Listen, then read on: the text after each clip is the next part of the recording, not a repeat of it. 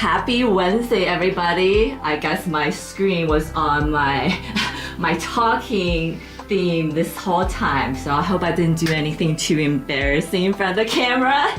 But happy Wednesday. I am so happy that you're here with me. I see something different. I know, so I hope I wasn't picking nose or doing anything. I was probably fixing my hair, to be honest.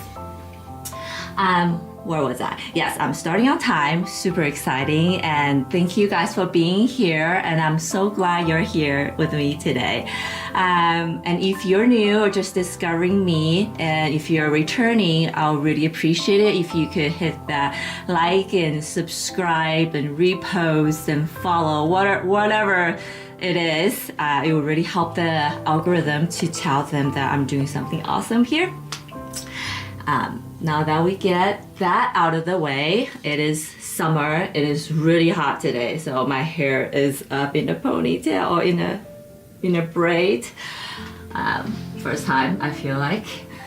So I am starting a new painting today, but before I get into that, I did get my last painting done, and I'm super happy with how it turned out, so I will share that with you first.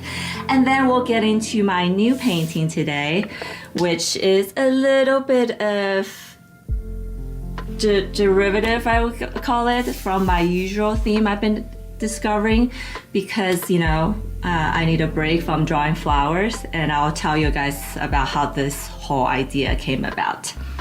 So let's see, let's check out my painting here. So this is my latest and the greatest. Really happy with how it's turned out. This is Shell of Self number 6. Number 6, can you believe I've been exploring this theme for 6 pieces now, a few months, and happy with where it is and looking forward to take it to the next place. So we have my shell, this figure on the floor, kind of docile and aloof, I guess. And then if you look closer, we have my orbits. One of them is trying to lift her hand up. She's like, why are you not responding? Talk to me.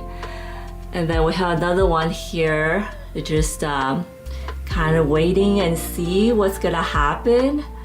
This one here is like, I'm out of here. She's trying to, like, in the middle, turning around. With the expression of skepticism, I say. And then we have another one hiding in the leaves here. Curious, she looks very curious to me, and kind of just want to find out what's going on with the body that she belongs to. But you might notice that I have these red colored hits all throughout the painting, and I thought it would be fun. Well, it's a way for our eyes to move through the painting, kind of, because the red is so bright that you kind of go from, I'm hoping your eyes are probably going from this to this to this to the lips and then back here. So I thought it's a fun way to help our eyes move around, but also they have some meanings to them. One is a bow, it's cute. The other one is actually a magnifying glass, but my daughter thinks it's a lollipop. So let's just go with magnifying glass, right? She is trying to look deeper into her shell and see what's going on. And then this one has a needle on top, and then this one has a thread, or the top of a hook, a thread, I guess.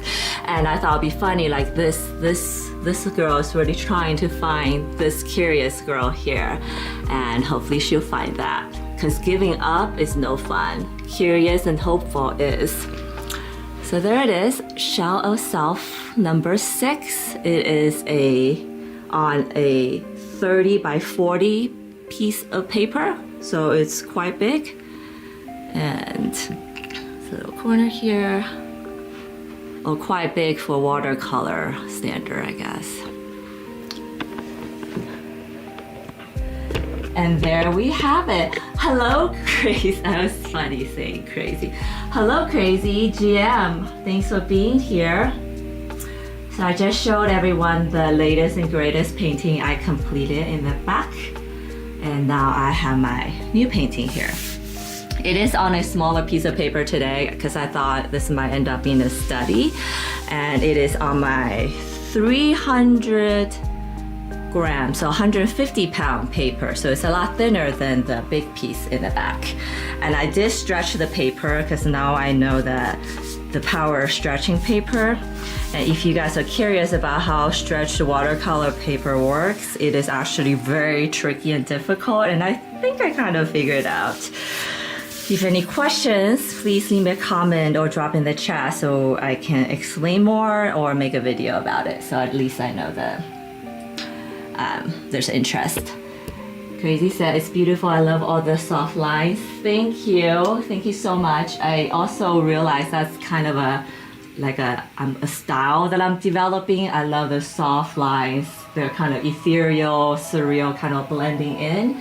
And then I do want to give it depth. So those little figures or beds are made in gouache, which really pops against all that watercolor. So yeah. And I do feel I am getting so much better with playing with gouache, because I joke when I paint with watercolor, I'm painting with water. So it kind of does its own thing. It does half job for me. But when I paint with gouache, I am actually painting with paint, and it's a little bit more difficult to me. But I think another painter might think the exact opposite, which will also be true. So anyway, so this new piece of painting is just my orbits climbing and kind of in a pile of macaroons. This idea came about because I was on a speaker panel with a group of ladies not that long ago, and one of the girls, my sorority, and one of the girls I met has a macaroon business. She has baked these beautiful character macaroons for catering, and she had a storefront at one point. And I just there's such eye candy, it just, there's something about the colorfulness, the confectionery, the dessert aspect that just got my heart beat up in a little bit. And then I was thinking, and she explained in her video, or in the speaker panel, the macaroon. I didn't know this, that the how you define a macaroon is how a successful macaroon in the French traditional standard is that you get these ridges. And if you've ever had these ridges here, and if you had a macaroon before, you know that it's actually a shell on the outside. And I thought, hey, that is a shell too. And it would be fun to explore a different kind of shell, right? We have our body as a shell, but this is also a shell. And I want to see how that goes. This painting, the name of it, I was giggling and laughing when I came up with it, is called Irrational Temptation. Irrational temptation, because my little orbits are eyeball creatures. They don't really have mouth. I don't know how they're going to eat those shells. So one of them brought a fork, one of them brought a straw, but crying. The straw crying, little tear here, because she can't really eat it with a straw. And then this one brought a spoon and was all excited. I don't think she's a little one. I don't think she quite realized the challenges ahead of her. So I thought that was a little fun to come up with that story. And I call it Irrational Temptation because as I was concepting this, it got me thinking how often in our lives, when we know we can't have something, when we know it's not something that we can attain, and yet we still want to do it. That irrational temptation that sometimes is destructive, but sometimes really does push us into new problem solving and coming up with solutions, which is awesome, right? So this is kind of the little thing, that message that I would like you to think about, are there things in your life that's just irrational temptation and that you can't help but dive in? You can't help but be drawn by the dark magic, so to speak. Hi, Omar. I am good. Thank you for stopping by. I am starting a new painting and I'm just explaining to everybody that I'm taking a little break from my usual, the current series and doing a derivative of it, let's call it. And if this does well, if you guys love it, I'll probably do more of these. So,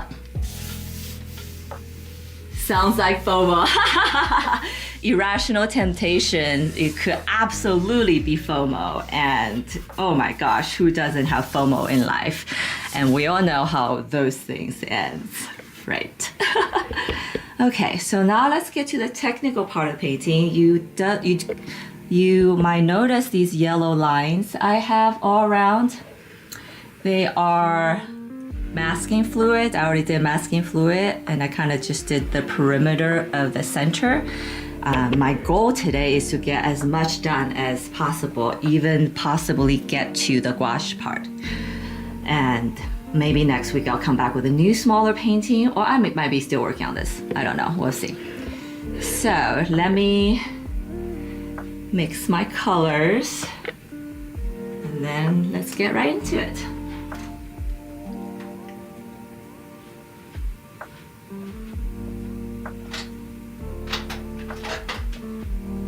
So I did buy a set of new brushes, these giant, they're actually Chinese calligraphy brushes, because I've noticed as I go bigger, my brushes are getting too small. So this might be a good one to use today. So I'm going to start with the background. I'm going to soak this giant brush. And also I just love how that brush looks. It makes me feel so official as an artist.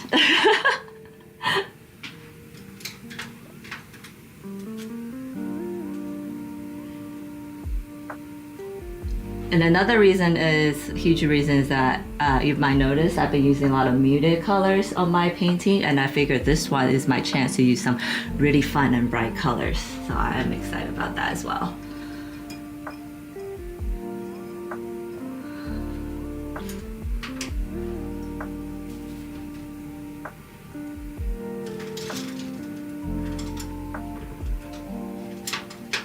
If you guys have any questions, any curiosity about what I'm doing, what materials I'm using, etc., please don't be shy.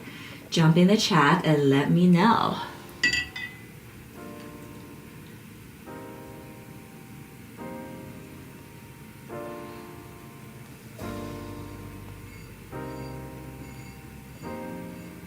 Okay, so this brush does hold tons of paper. I wonder what hair it is.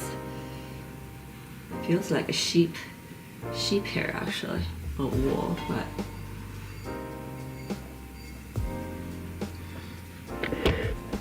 I'm just gonna use water, just plain water to glaze all the perimeters while I'm going to drop in color, and just kind of casual about where it ends, where it begins. Also, I saw a watercolor artist on Instagram. She was doing a specific technique that I want to try today, so.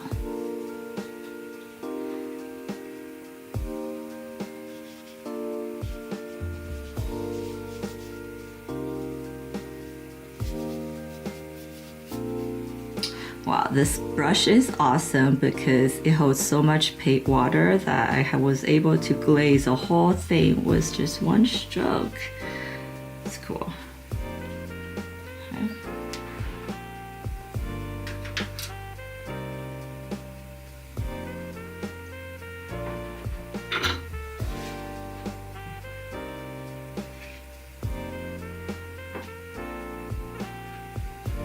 Wait! What's up? Ah, shit. I just dropped a... Never mind. I just dropped some paint on the white part, but good thing is that's the same color I was gonna use anyway, so that's okay. All right. This is some pinkish coral I just mixed.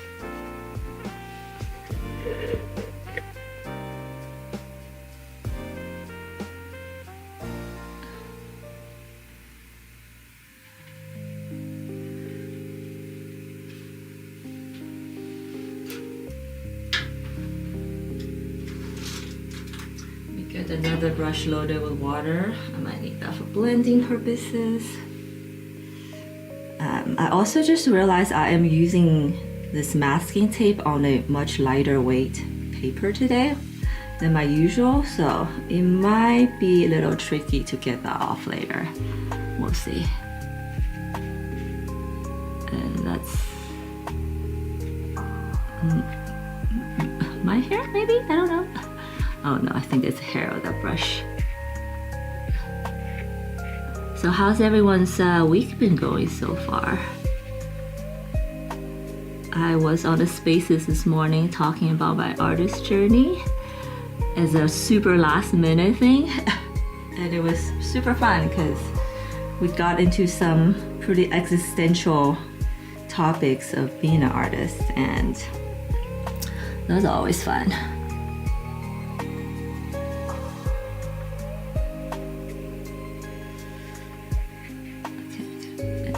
Do this area. Drop a little bit of darker color here. How are you, weeds? How's everybody doing, I guess?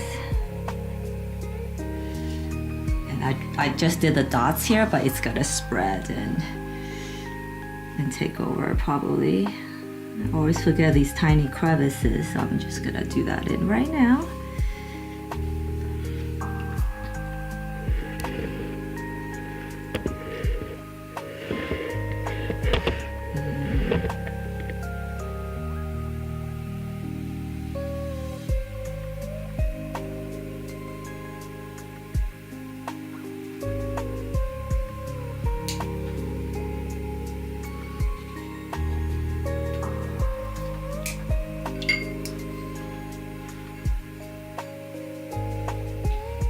It's already dry already. Re-wet this area. I guess I didn't have to do the whole thing since it dries immediately here anyways. Doing good is awesome, good to hear. So I add a little bit more blue in this area because it's getting to the bottom now. I want to cool it down.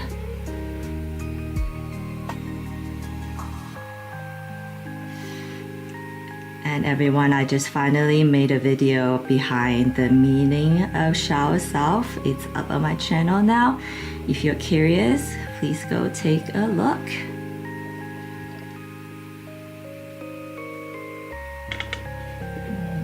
So you want to do that here as well.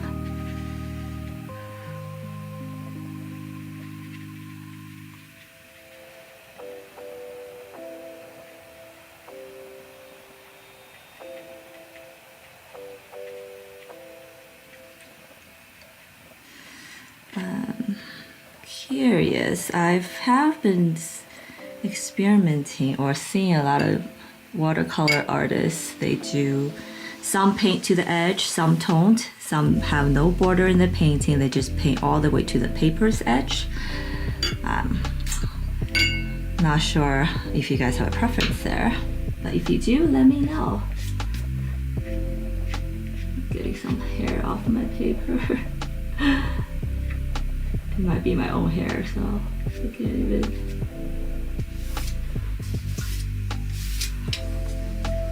Okay.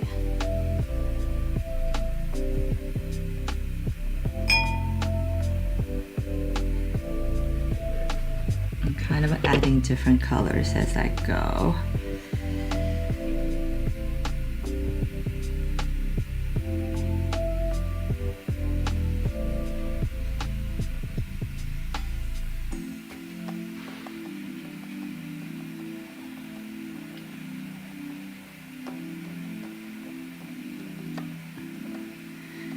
Kind of taking it to the next area. Let's make this part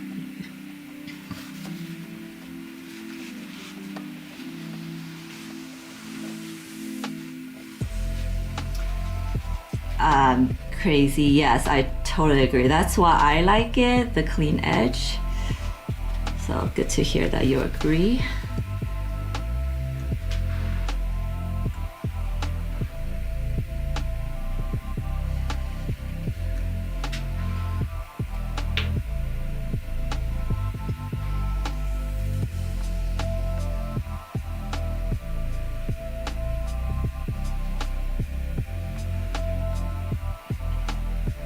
switch.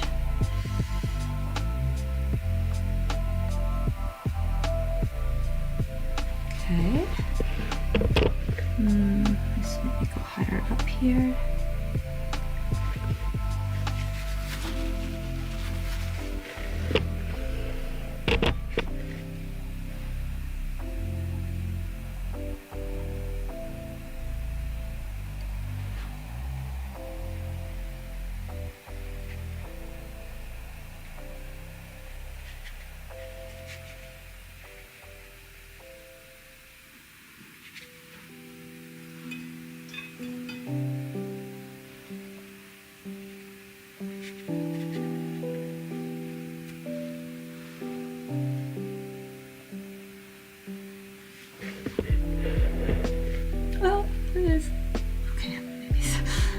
Is that too bright? But I think it's okay. Let's bring some of that yellow here.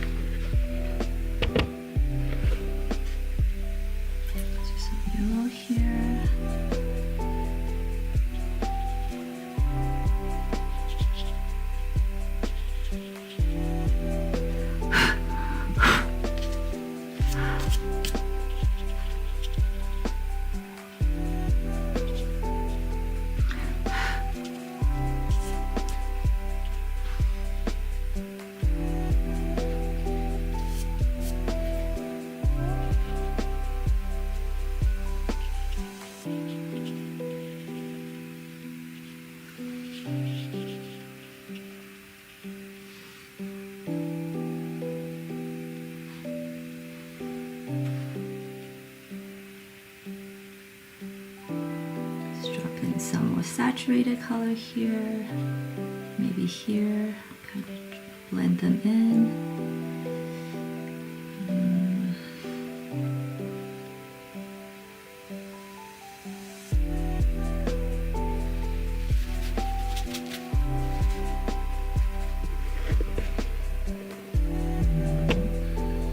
Here.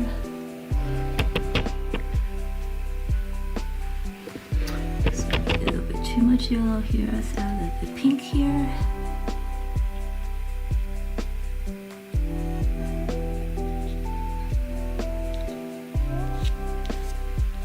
And now I need to let them dry, and then we're gonna peel off the masking tape part right after, but it needs to be absolutely dry, otherwise it will rip the paper.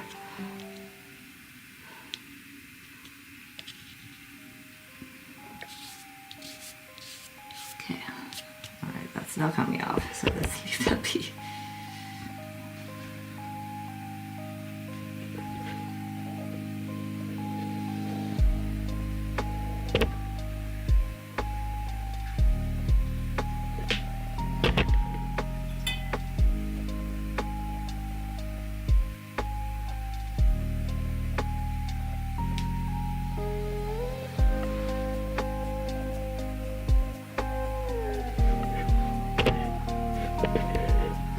And then the bottom part is the darkest shadows. I'm going to use a dark navy blue here. And I purposely did not masking fluid the bottom part because I do want the color to kind of accidentally get up there. It helps with the shadow, I find.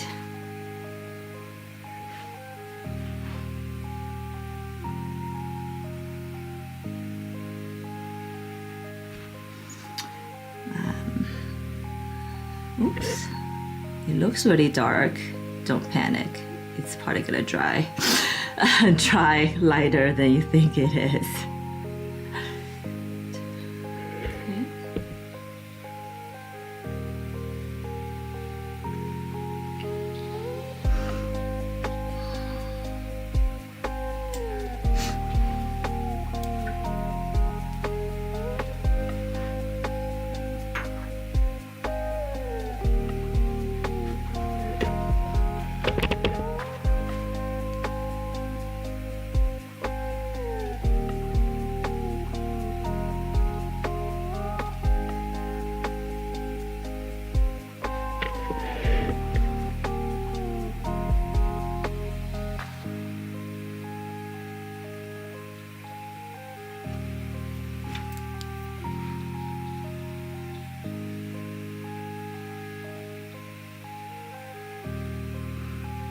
blending this a little bit. This brush is just water here. So I'm gonna blend all these colors.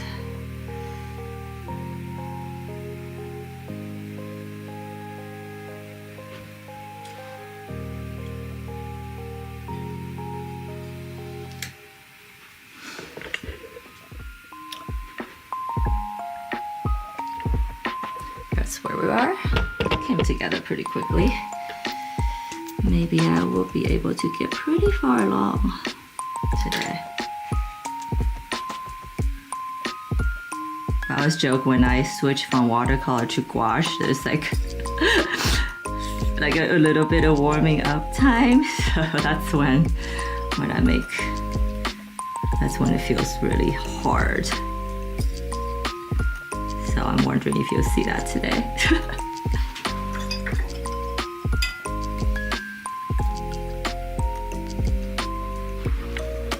See, this area was pretty dark. Now it's not.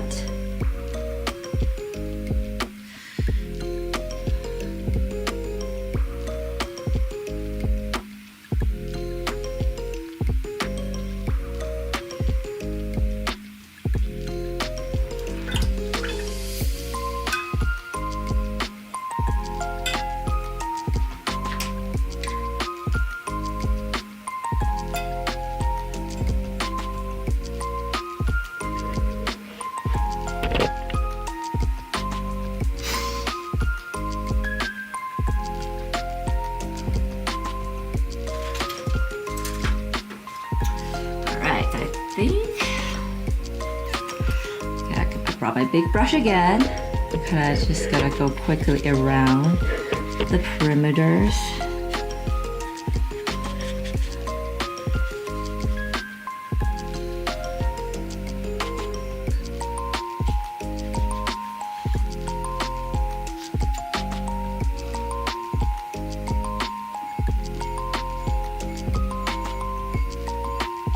And that didn't do anything, so I'm gonna put this away now.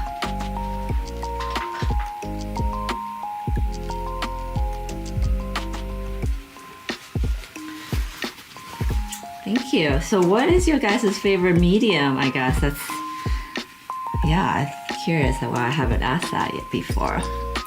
Mine, as you can see, is obvious.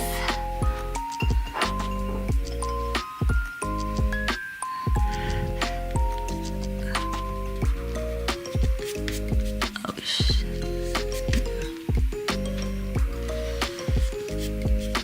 so this is definitely, needs to dry. Are we dry? Are we dry? Well, I'm gonna give it a few more minutes to dry up in this area while I mix some colors.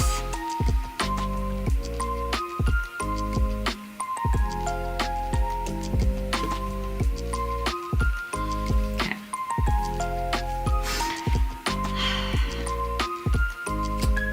It's definitely an eye candy piece.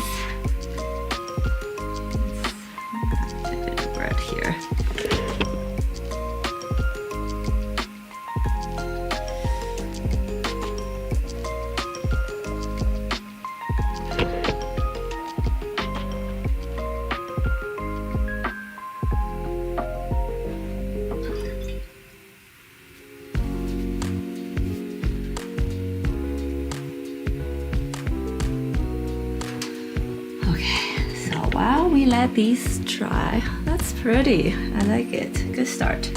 Okay, yeah, I'm gonna mix some colors. I'm going to draw the macaroons first and then my orbits last.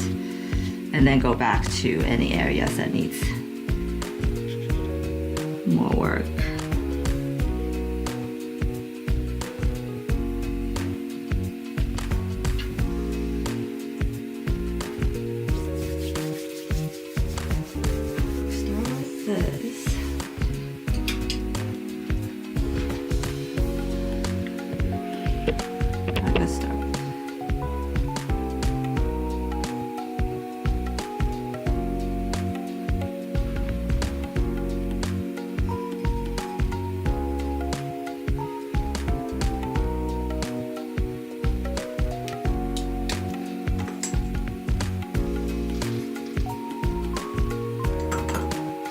Oh, you know what? I can paint this one because this has no masking tape around it. There we go.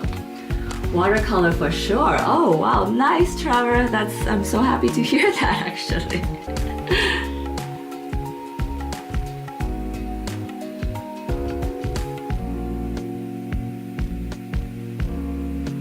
Okay, here we go.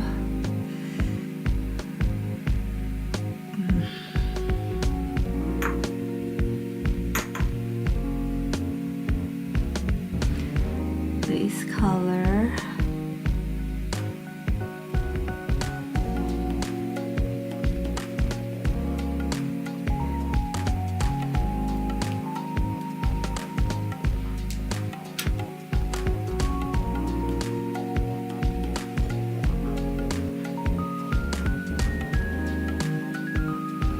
Just water now to help the spread. The light's coming from this way.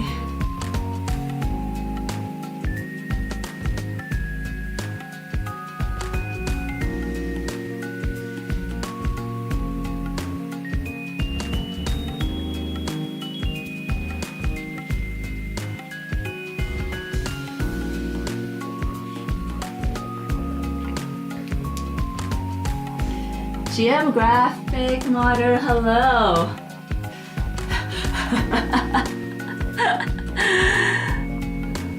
Thanks for stopping by and grace my live stream.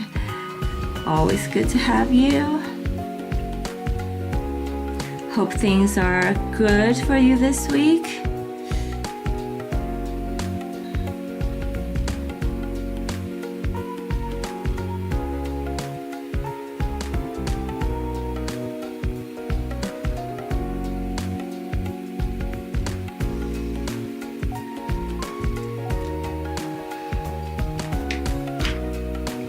I've been using a flat blender brush to blend. It actually works out pretty well, so that's how it goes.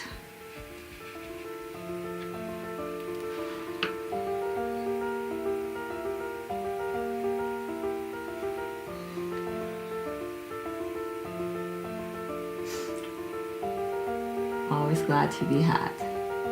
Kind of, sort of. A very non-committal answer, but awesome. Better than terrible. So I did add a little bit of blue to the bottom pink to cool it off.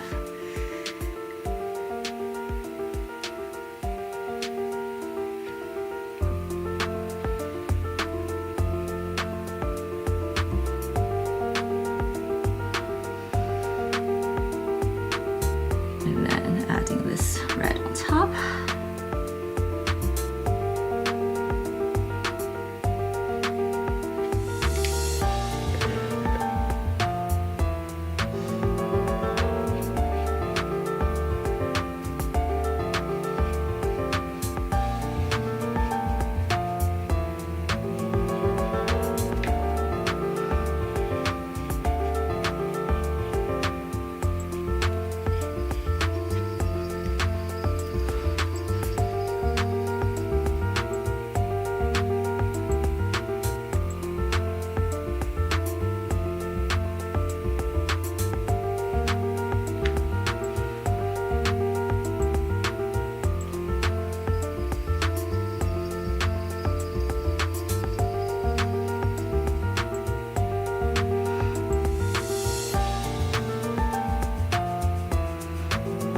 So are you having a good week so far, Graphic?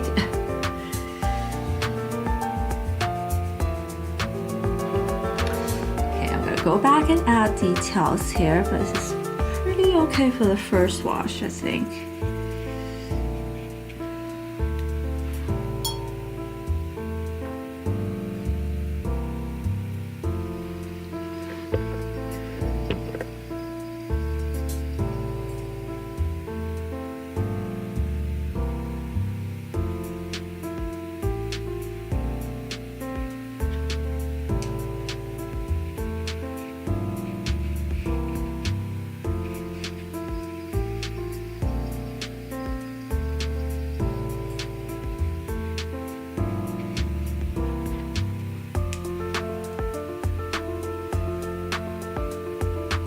really. Oh, I was hoping to hear the opposite.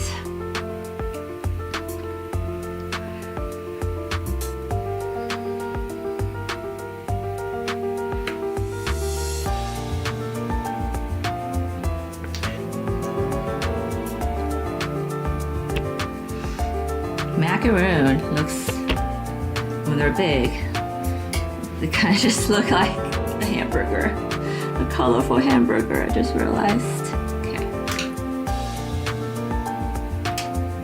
that's done.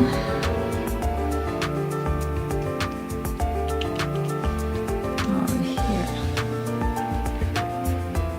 Okay, I'm gonna set this down right here. See if I can peel anything off.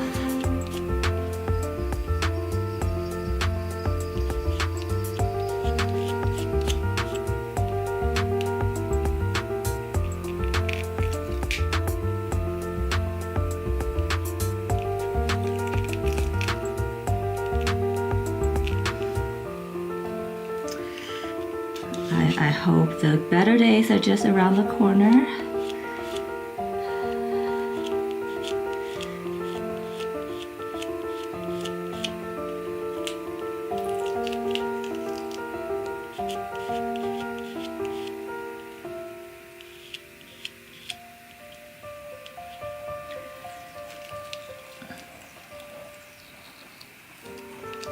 So I just put this masking tape on this morning, or like right before I went live, so they're still pretty easy to come off.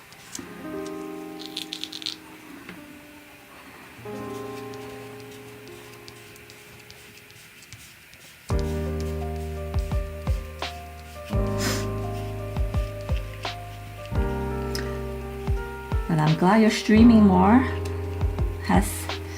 Do you guys kind of stick with a streaming schedule, or kind of just go whenever you have time?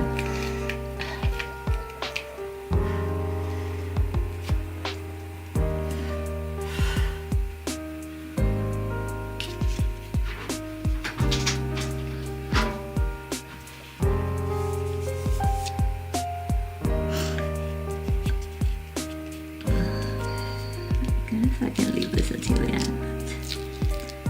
Service purpose. Bear with me, guys. This part is slow, I know. But I'm not gonna do the whole thing. I'm just gonna, wow, satisfy. Still going. Wow.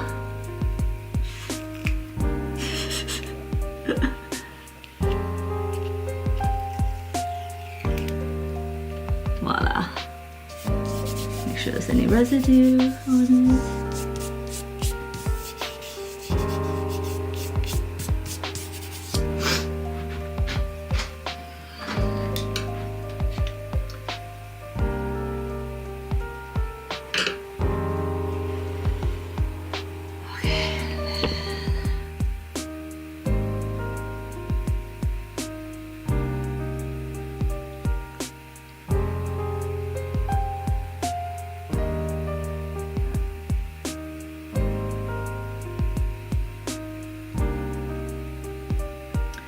This one's kind of the perspective's kind of, you're looking from bottom up.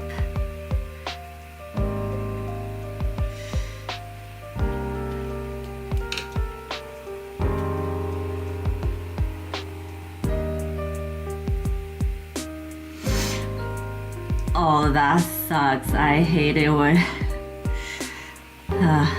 I'm sorry to hear that, graphic. I hate computer problems. More so because I don't know what to do about it when it happens for the most part.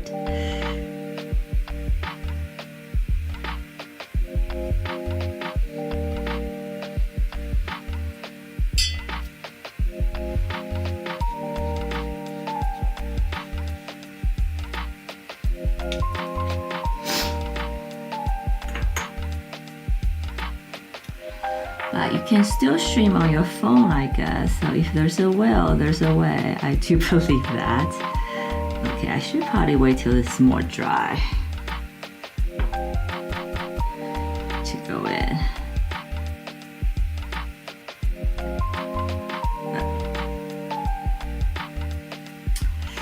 I don't mind this.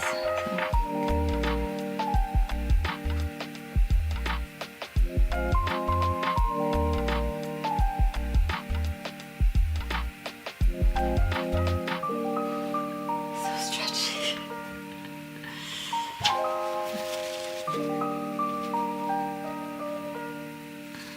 Dab a little bit of color away because I don't want it to pull.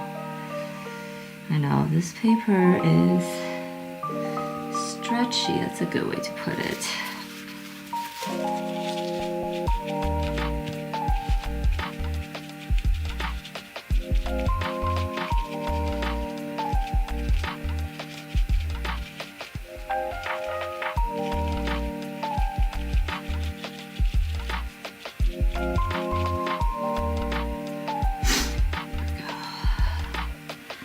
And now I mixed a little bit of cool red into this upper part, and it's too much.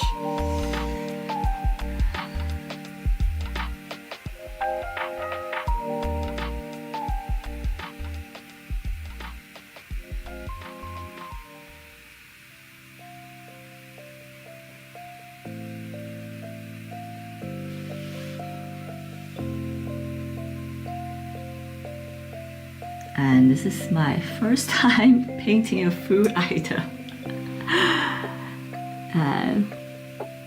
Totally different feel. There's a lot of, I'm noticing that there's a lot of like flat surfaces I had to work through, whereas my normal flowers, they're so organic that there's really never a giant like flat surface that I had to do. So that's interesting discovery.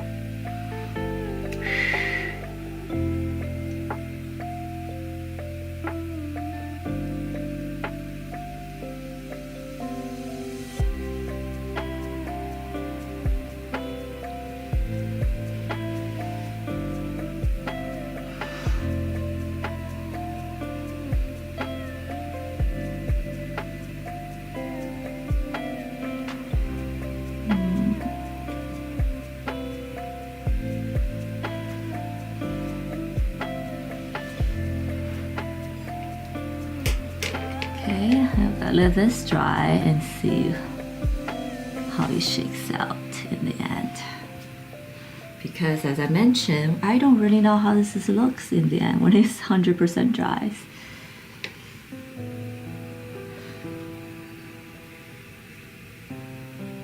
Okay.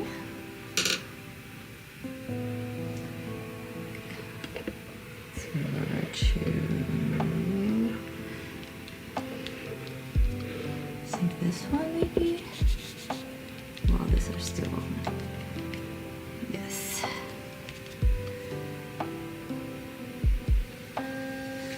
So this is still on.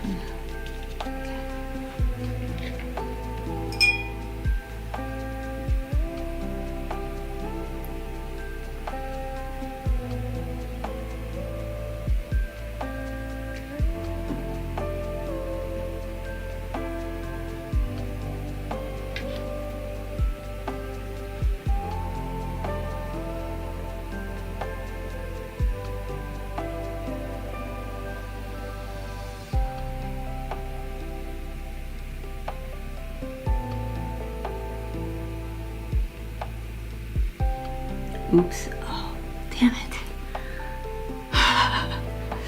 That part still has masking tape on it.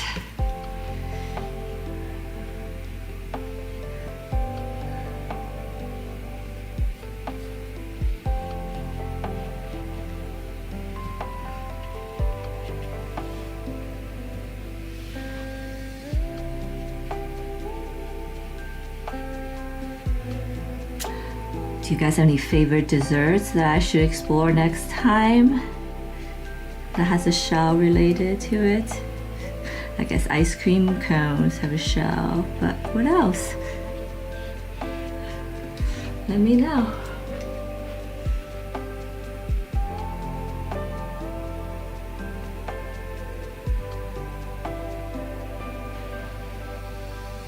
She cursed. I said a schedule. She cursed.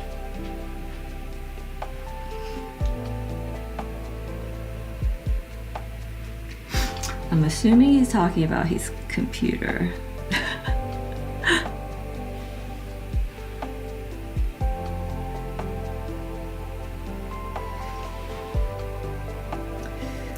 I'm noticing me moving from red to orange, partly to yellow.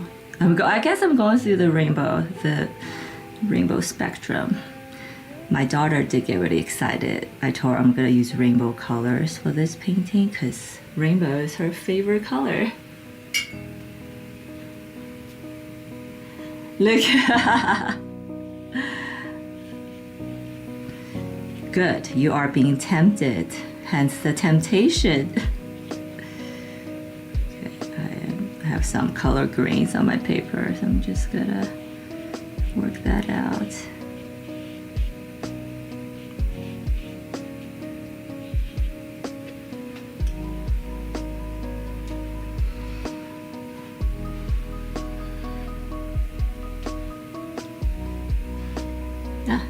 Wrong brush.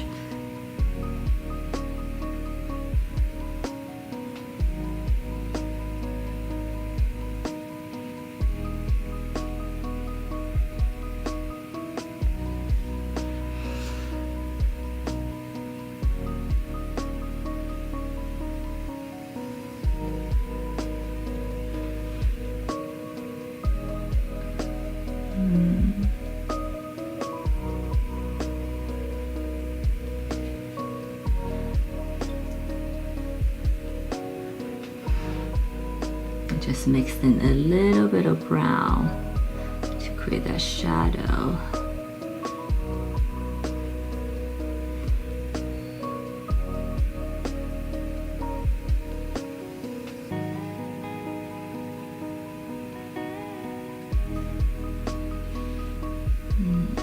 It's probably here.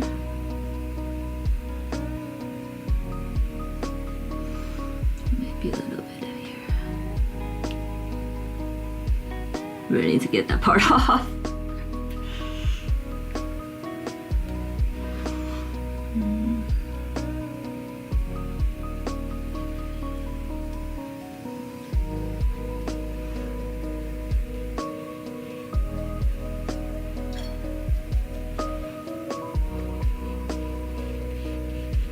There's also a lot of parallel lines on this piece, and I'm trying to keep track of what's what.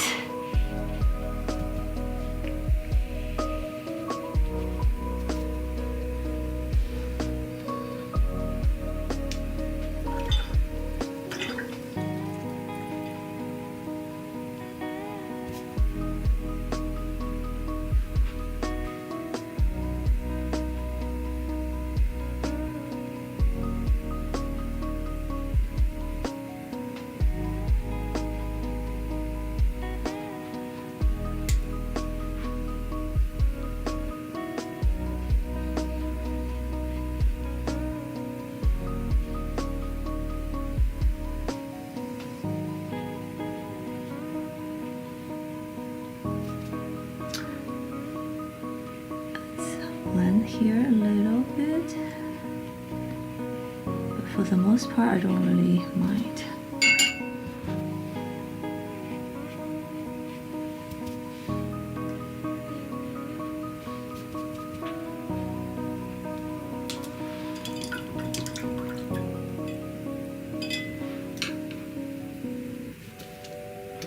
Gonna let this dry so I can peel that off. And do this one on the side.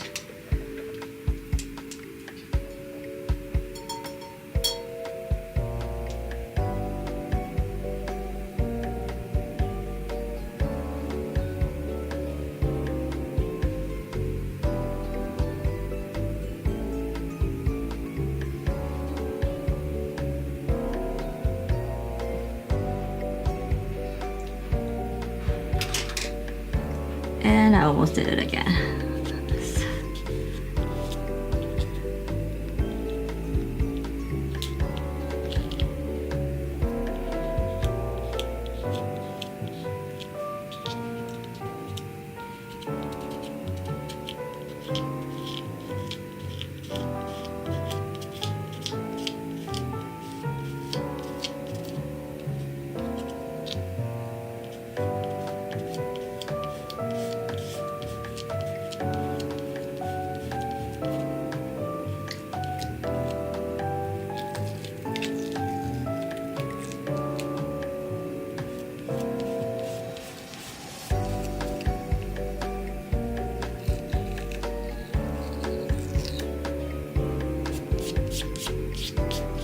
No residue on it.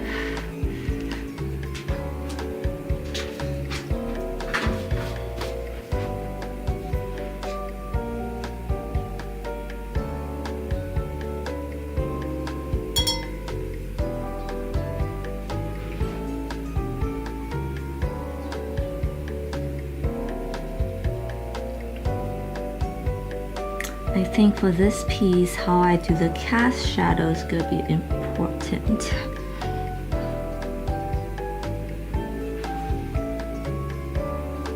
Because they are kind of stacked on top of each other. I want to get that 3D effect.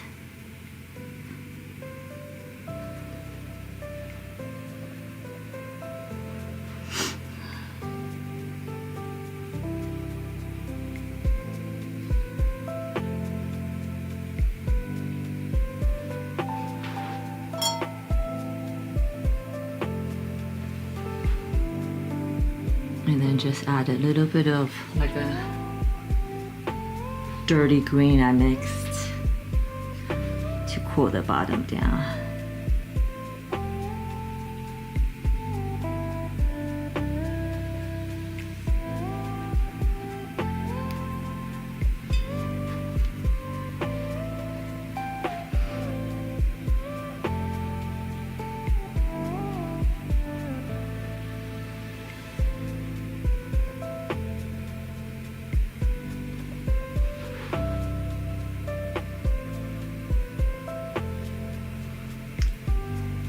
Hi Dagu, how are you? Lady Pig.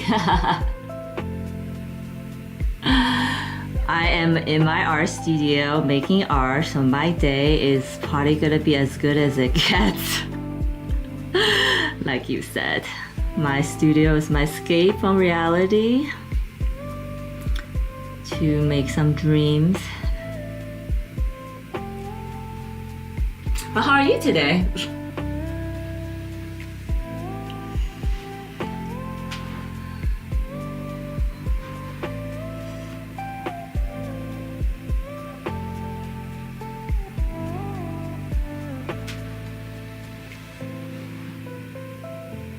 I'm gonna give her a orange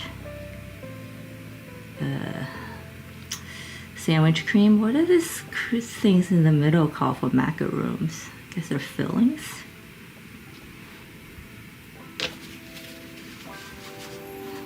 Pinky Bear.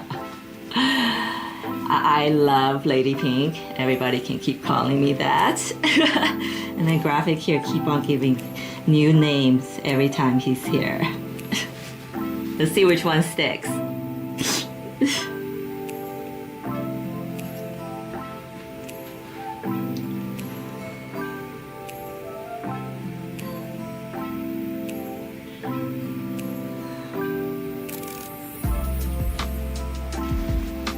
Just doing, try to stay strong.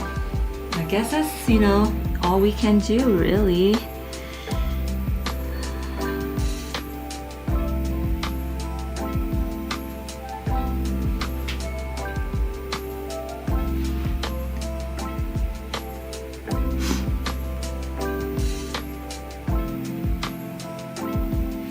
Okay, so we'll let that dry and then probably do a second coat at some point.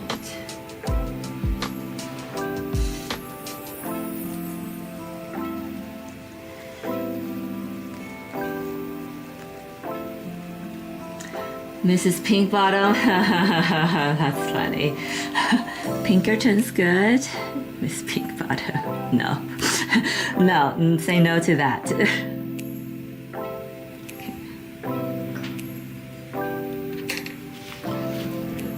So we have so far.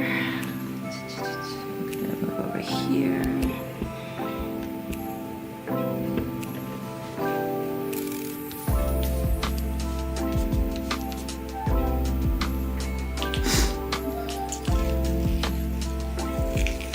So for those of you who are just joining me, I am doing a side project, I guess, exploring a different theme for my usual series or for my main series right now, because I felt like it and I want to take a break from making flowers. But I'll get back to it next time after this painting. And also, I met someone who owns a macaroon business, and they're so beautiful and pretty that I thought they would look great in watercolor. Also why I decided to do this. Sometimes I don't know why I paint what I paint. Sometimes I just feel the need, and I think creativity is pretty much that.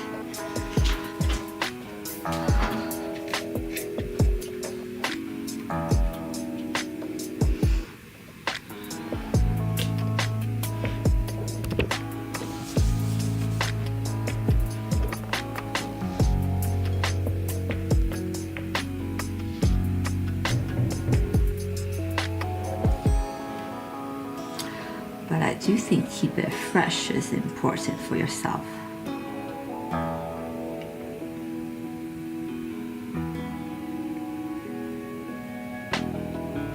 This is like, I'm looking at the color of this macaroon. I'm immediately thinking pistachio. This is gotta be a pistachio. I know pistachio is one of those flavors people either love or they don't care for it. It's like no in between. But let me know where you guys are. Beat the knee. That's what I always say. That's right. That's right. That's exactly it. Don't need to overthink it. I also find that when I have that need, like you said, sometimes that leads to some of my best pieces, actually. It's the Greek mythology that the muse visits you, right? It's like, it's not something just sits there, it visits you. So when it visits, you have to let it in.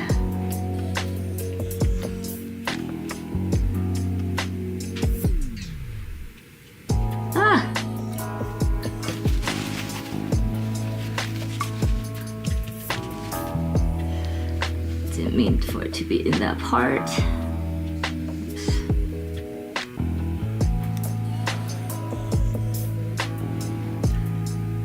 To make art, stay creative.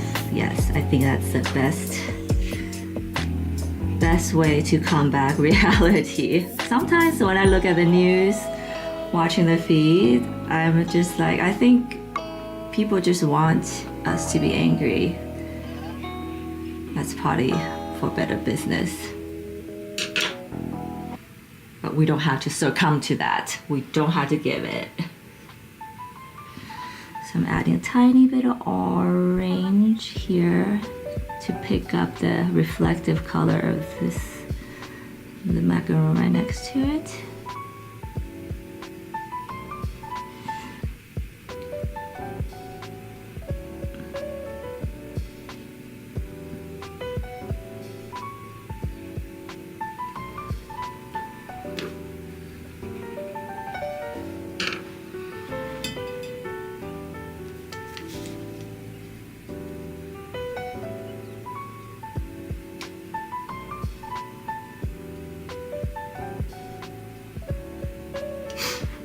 Also, I'm having fun because some of these colors I almost never use. Well, besides the pink, I use it all the time. But there are colors here I rarely use, so news are depressing. They want to keep us in low frequency. Yeah, they want us.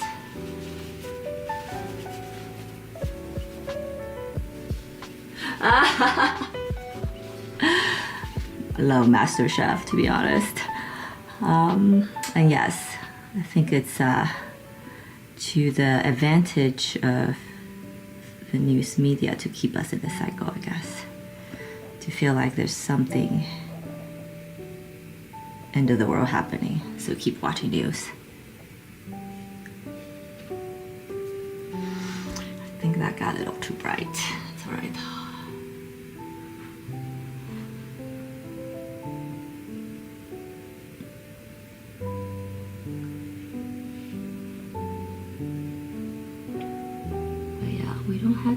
We don't have to give in.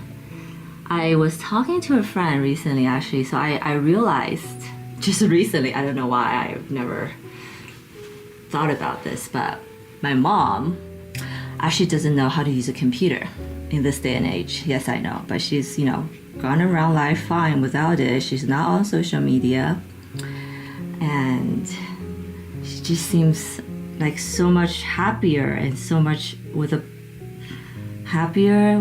a clear purpose that is simple and all the great stuff. So it kind of made me wonder.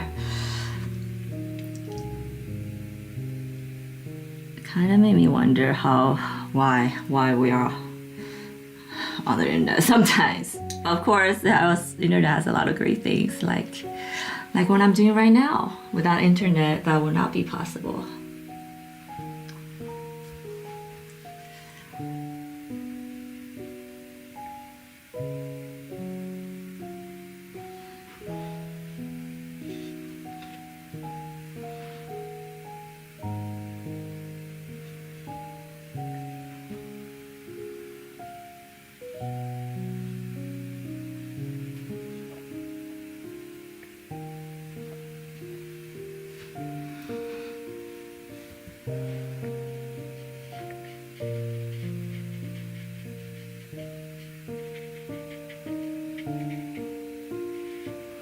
I'm like confusing myself.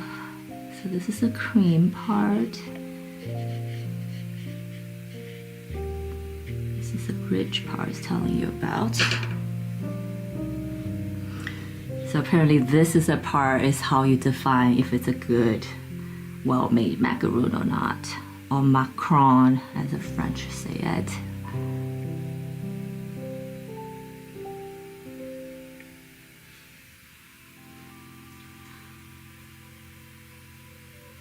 Submission is acted willingly. Yes.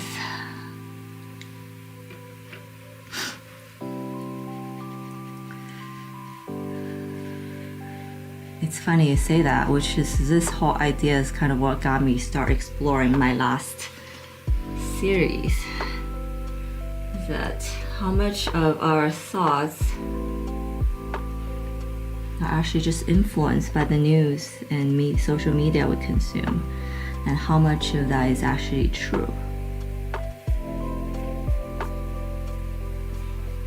Well, I guess it's true, but how much of that is relevant to our lives? Pluses and minuses, plus and minus of technology. Yes, absolutely.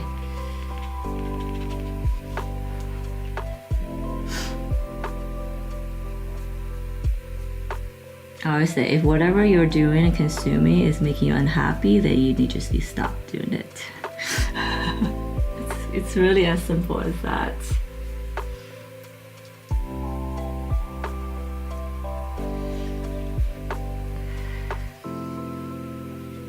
Too brown.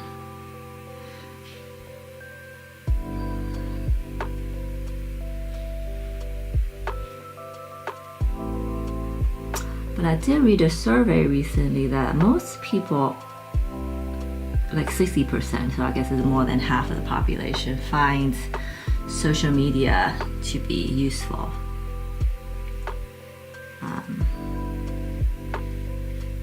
Which I guess is not surprising.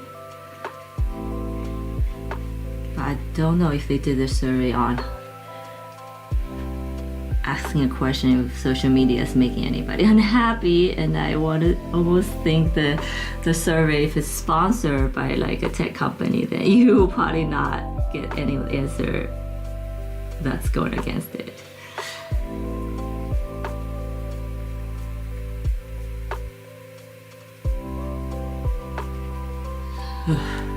Oops.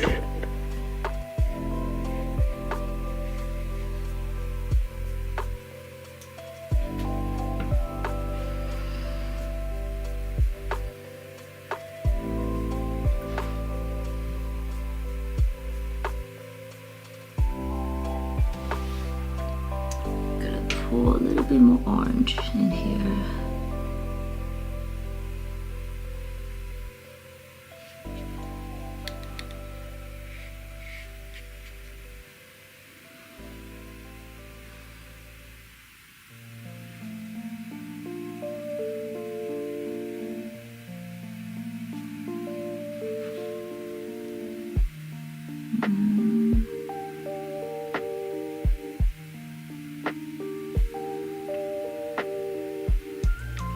Social media as a weapon.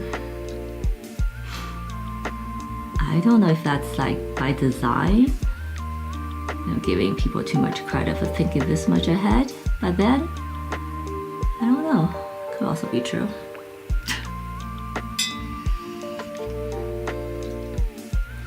We're enslaved by social media, that's true. And soon, it's gonna be AI.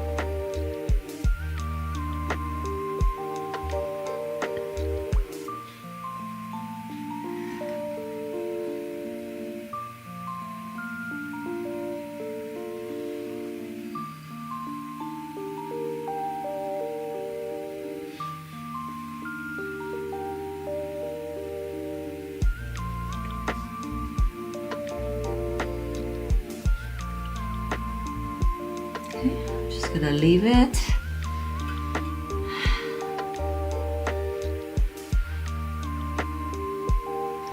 Maybe not yet. Okay, we've got a little bit of bright green here.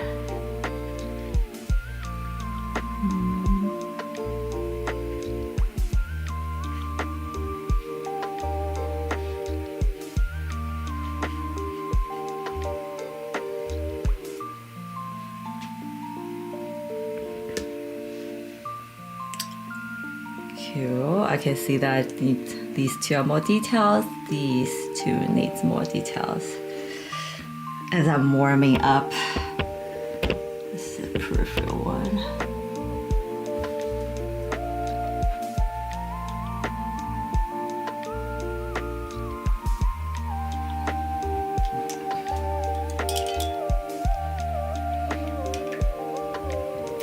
Everyone posts their personal stuff they're doing, what they are. Yeah, I guess that was how social media was intended to be, how we're conditioned to use it. Someone did ask me if I post any personal stuff on my social media account, and I realized I rarely, actually. I rarely post personal things. For the most part, it's related to my art business, art related. But then again, I feel like the fact that I'm posting at all is feeding something to do something against me.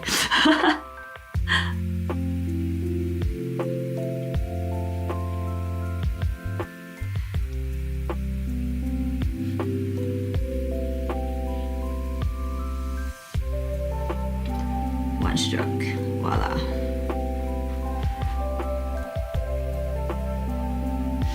I just realized I probably should erase some of the lines more, but oh well.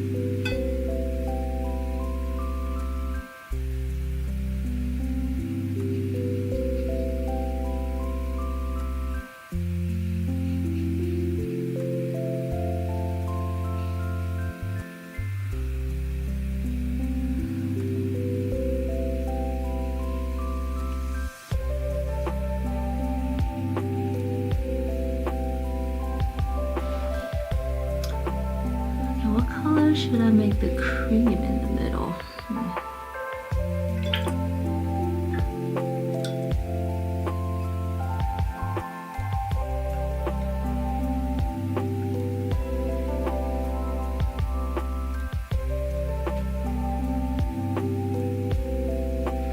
Also notice that just like blue has a cooling effect when mix blue into paints, I think green has a warming effect just as strong, and for obvious reasons. So, oh, it's cool. See something if I don't use green very often, so this is new discovery. Cool. Just pick up some of the liquid. Anyone aside from all this talk? We can definitely get into the more serious topics to Daegu. I totally don't mind. But yes, I love macaroon. But this was actually, recently met someone who has a character macaron business. And they were so cute to look at, and I was telling everyone I kind of inspire something in me that I just want to paint them. And I thought it would be fun to use some of the colors I don't normally use for my main pieces. And so here we are. But yes, I love macaroons.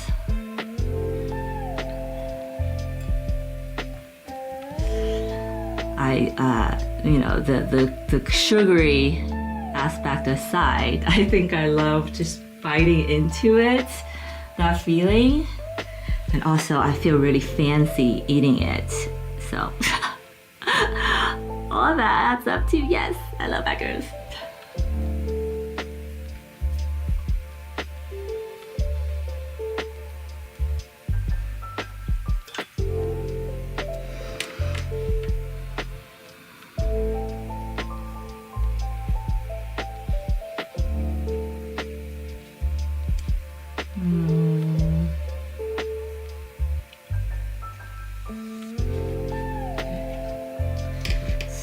Leave that be for a minute.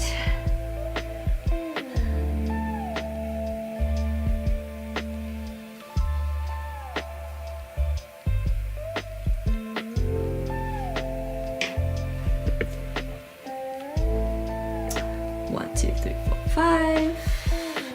When it's too dry, I'll go back at. Love it.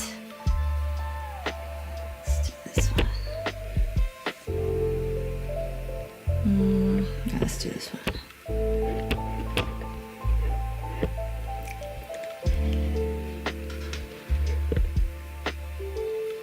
Oh, I know. You need to get yourself to Satiwa. Yes, however, I feel like it'll be really unfair to you guys who are watching because I can't share it.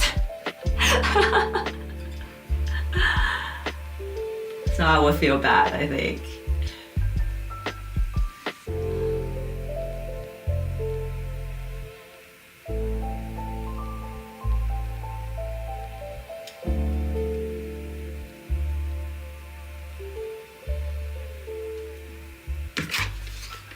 See, it makes the cool, kind of coolish green color.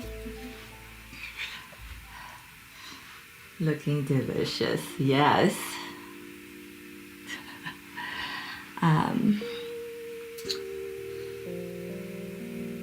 I think I also realized that, you know, a macaroon art with my orbits in this format is not so serious, you know? And it might be easier for a lot of audience to digest, because I do also believe that not everyone wants to hear about the super serious art talk all the time. And I feel like I've been pretty serious exploring my topic. This is a nice little break for everyone, I think.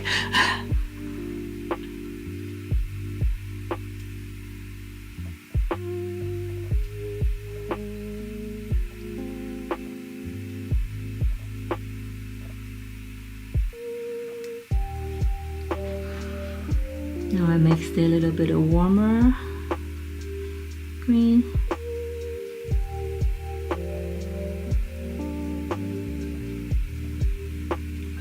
And the trick about drawing, as I did my studies, is that the macaron is like flat on top and bottom.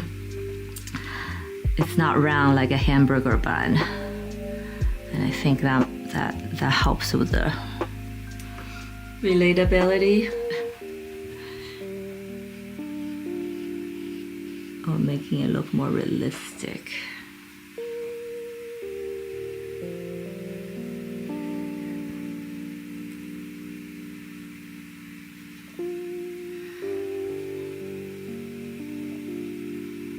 Cast shadow here.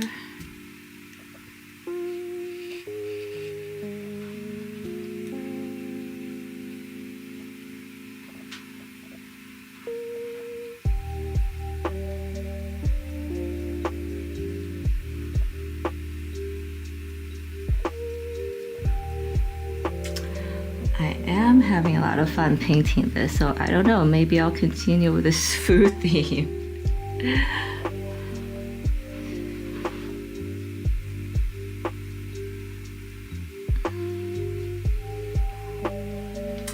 Also, I suppose that's the whole point of me switching it up. Like, it's gotta be fun, you know, when you make art. Above all, it needs to be fun. Otherwise, what's the point?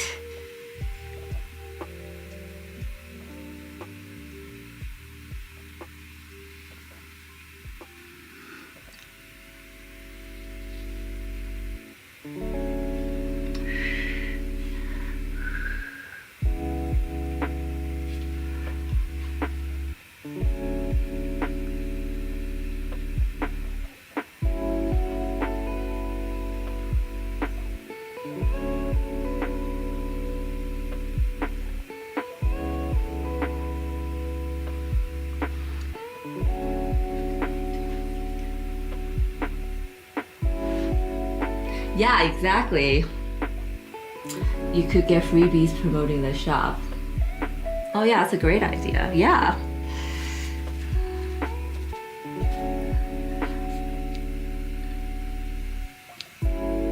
So, I'm sure this piece will find its place in my larger artistic journey. So, and I really know no creation, I guess no attempt of creation is a bad thing.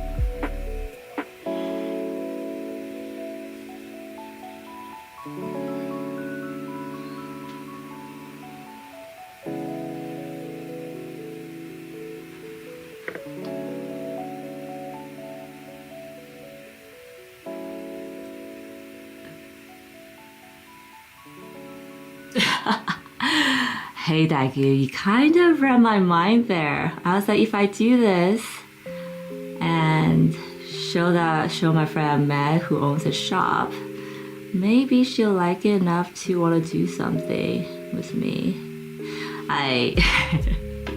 And if not, totally fine too. It's not like the reason why I'm doing it.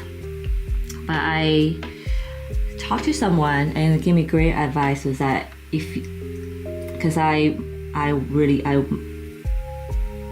in the end, I want to collaborate with brands as an artist, right? I think it's really fun. and I've been on the other side before, and I know how it could change an artist's way of thinking about things when collaborating. But the person told me that you don't need to wait for anybody to come ask you. You could just do it and try to get their attention. You know, if they like it, they might just talk to you about it. And if they don't like it, that just means I need to get better as an artist. Then I know, awesome. And that was kind of cool because I like the fact that I have a little bit control over it instead of, you know, every day hope and pray and wish, which puts me in a very reactive position, and I don't like that as a person, just period.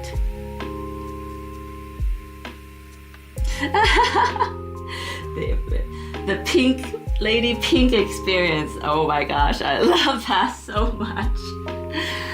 I wonder what it would be like if I was a macaroon. Okay, let's all think about this. If you are a macaroon flavor, what would you look and what flavor would it be? I was like, I think I will have to be pink. For me, it would be pink shell and a pale yellow filling. And the flavor would be like guava and passion fruit with some decorations on top. Probably a flower. What about you guys? Because pink, I feel like if I had a macaroon, it has to be pink color. And the yellow is actually my favorite color. Surprise, surprise. And I feel like I am a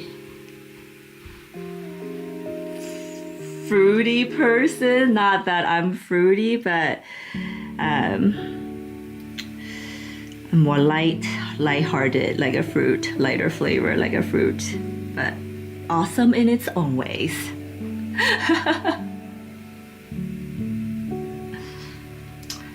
Yeah, thank you, Dagu. You read my mind, and if this goes well, I might do. I just might find my favorite food brands out there and just start bombarding them and see what happens.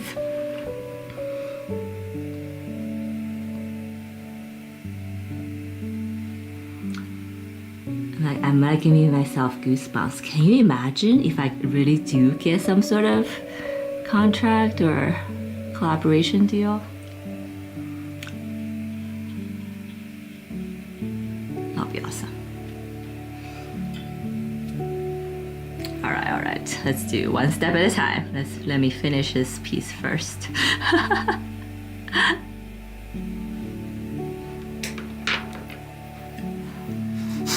Sounds yummy.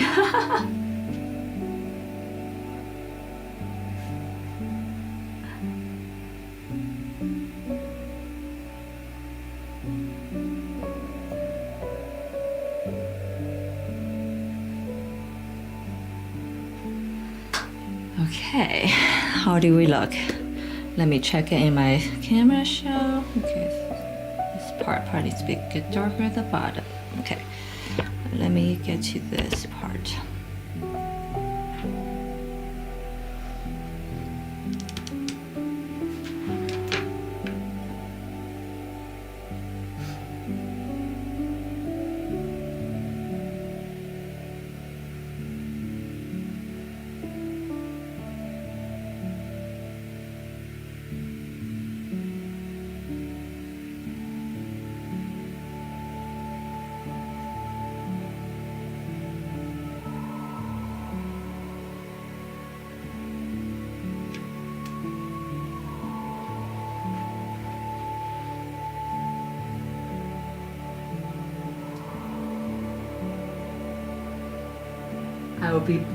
Dagu said I would be blue macaroon with green filling. Nice!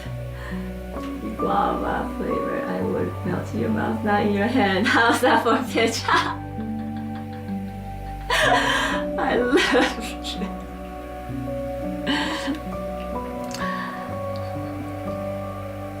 I love it. I mean, if I was a brand, I would at least take a look, right?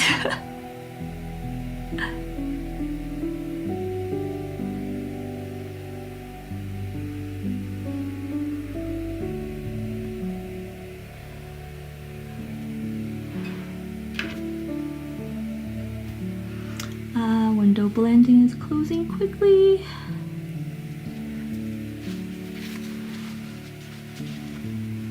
Sweet nectar guava flavor.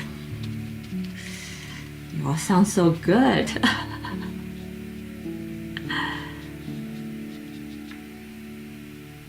Yeah, I also do love macaroon comes in so many different colors, just like our paint palette, you know, and I guess that's also the thing about dessert is that it's almost a emotional response, right? Like we get treats when we're upset, we get treats when we're celebrating. We relate so much of our just modern life and daily activities to sweets. I think it's something very relatable to most of us.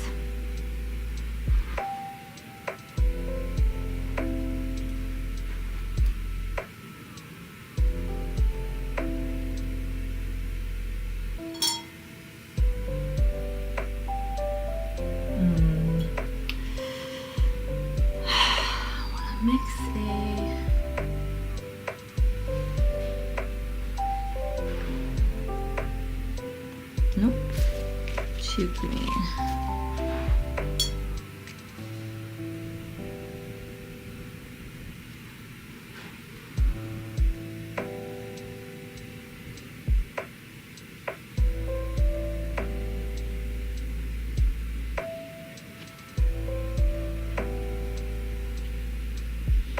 And if you have any questions about my techniques or whatever, why I'm doing certain things, please drop in the comments. I'm more than happy to answer.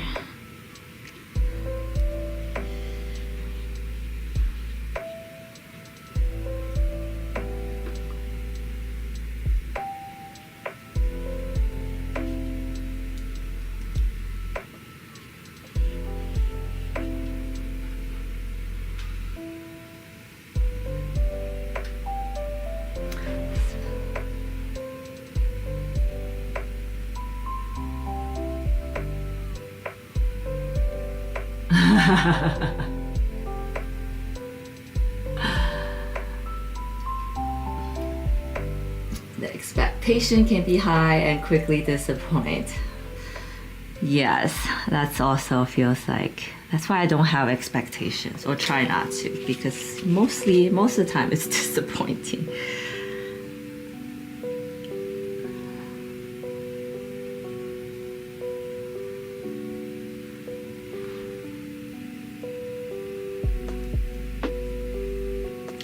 But I have faith. I'm hoping the brands that do pick are good ones.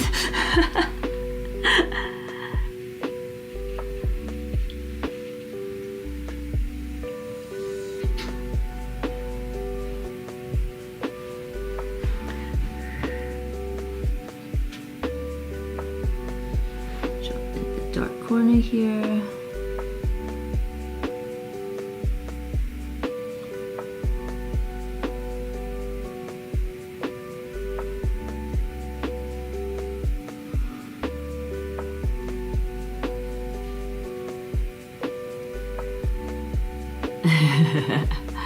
I've had guava macaroon flavors actually, and you don't really taste the guava, just like Dagu said, it's disappointing. I think that a weird, quote-unquote weird color I like is Earl Grey actually. I like that flavor.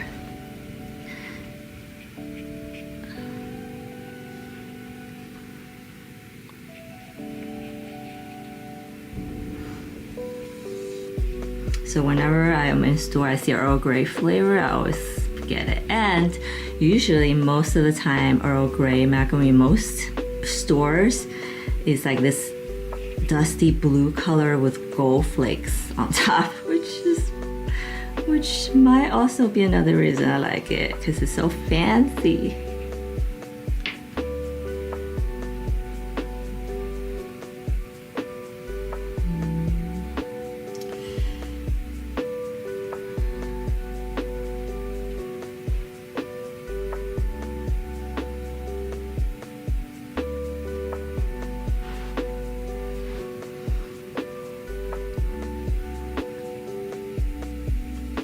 And as I'm talking about that, I feel like this might be the Earl Grey flavor.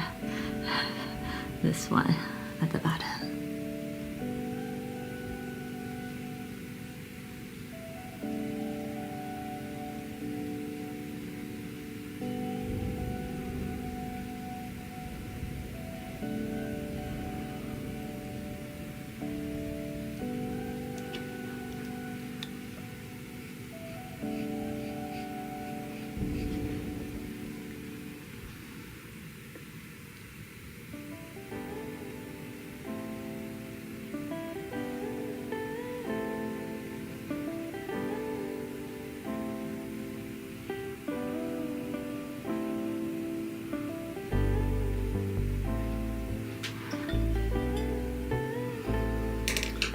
Right, I've given all my macaroons a wash. First wash.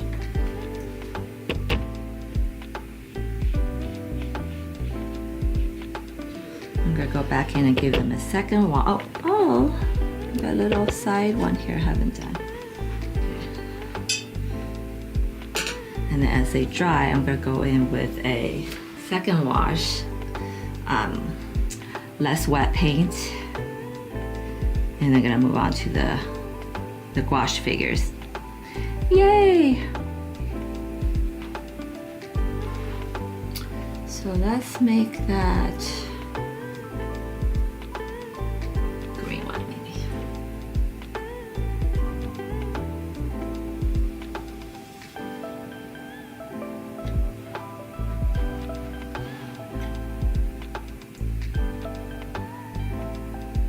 They look tasty. Wow, look at that. Advertising is already working, guys.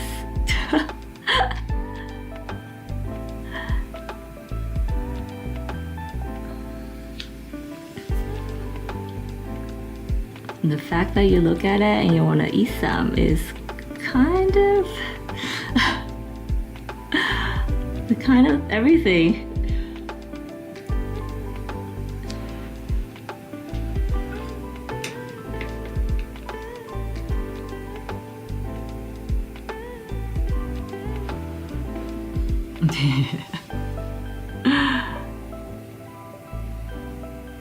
It's like a testament why they need to hire me. It's like made you guys look, made you guys want it.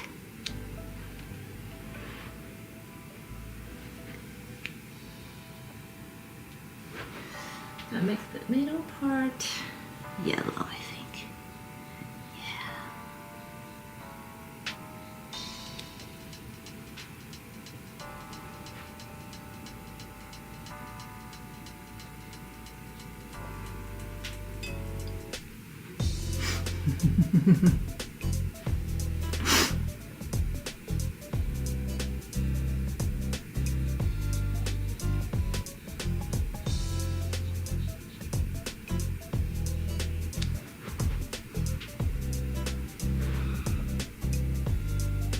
I love it, this part when the base is still a little wet and you drop in a like additional color, it just falls in place.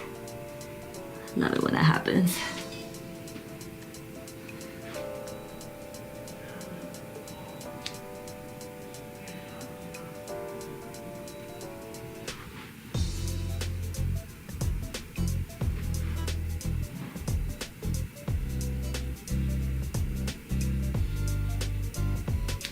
Okay.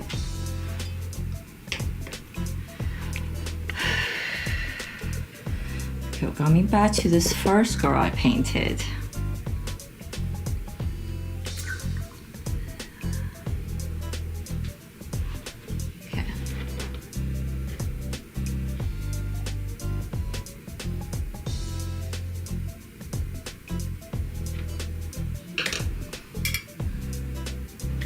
to try something. I'm gonna wet glaze the bottom part with some just clean water.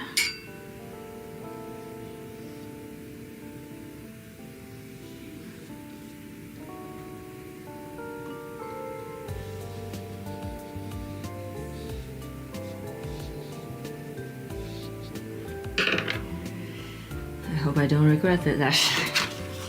Let me do a test. Okay.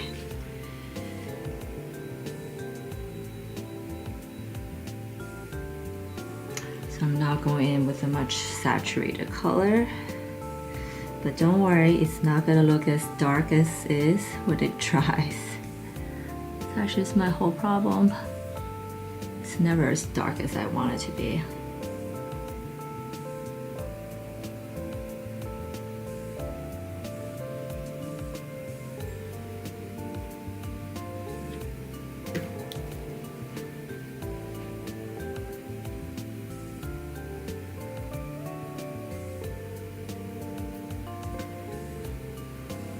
I couldn't agree with that more. I always like the universe always give you what you want, but what you want might change, you know? So you gotta be very clear about your intentions. I read in a book the quote's like, you get what I say? You always get what you want, but it might not be what you wanted in the end. Or you get what you wish for, but it might not be what you wanted in the end. Which is, I don't know, when I first heard that it was pretty powerful because we always like have these desires like, oh, I wish, I want, but then it might not be what you want in the end. You're wishing that because you don't have it at the moment.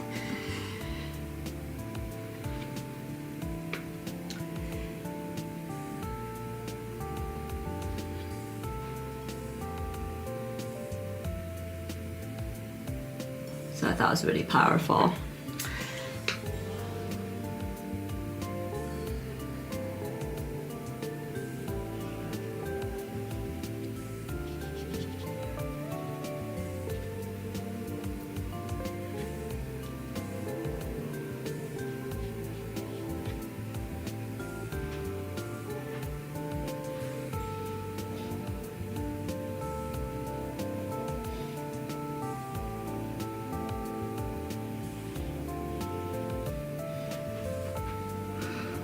So I guess the best thing to do in life is just focus on the present and worry about the things that you can control, and the rest of it is up to the universe. He will deliver. You just have to have faith.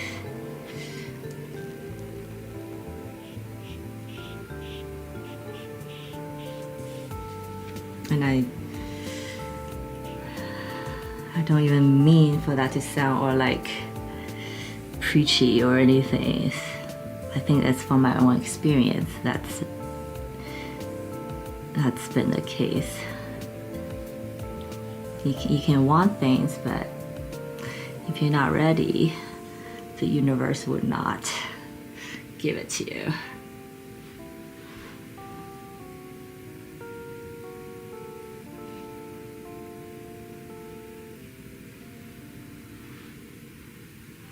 And then sometimes it might be what you ask for is not specific enough. so the universe doesn't know how to give it to you. I think it's easy to have a general grand idea about something, but when it comes down to the details of execution, I think that's when it truly makes a difference. For people who are successful and for some people's idea just never take off. Or the execution, you know. I think this part's good. I almost want to mix in some purple here.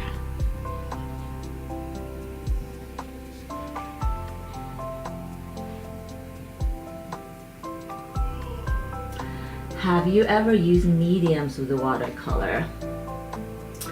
You know, I just learned that there are watercolor mediums actually. It might be a new thing because when I first learned about watercolor, that was not a thing. But no, I have not used it. Do you know what the mediums are used for? Is it like to build up volume, to prevent it from drying? I do use masking tape. I guess that counts as a type of medium, but I don't think that's any more groundbreaking than watercolor itself.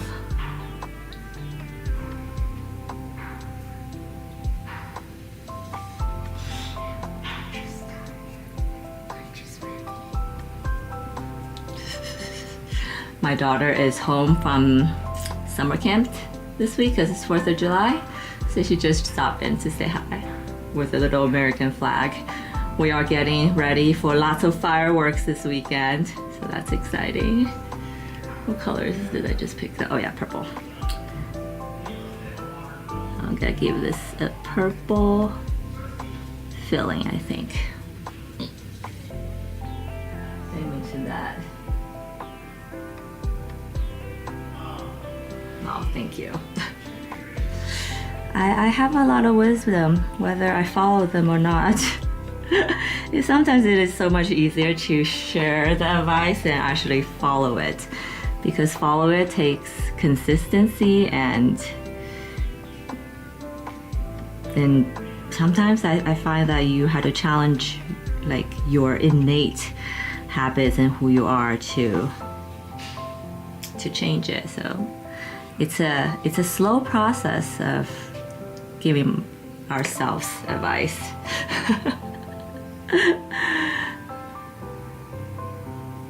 But thank you.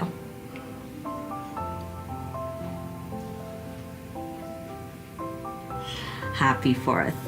Yeah, so in our neighborhood, 4th of July is a big deal, and there's gonna be fireworks like all night basically. So I feel bad for my cat and dog, because they're probably gonna be terrified. But I think my daughter's excited.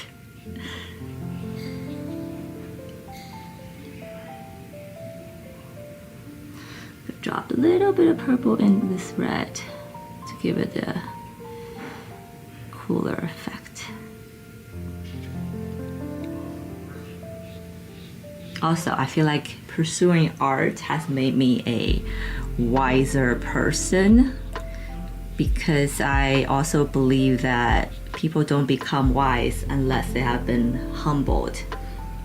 And this artist journey has been absolutely the most humbling thing I've ever done in my life. But I also feel like it's been most rewarding because it's made me a wiser person. So I welcome that any day.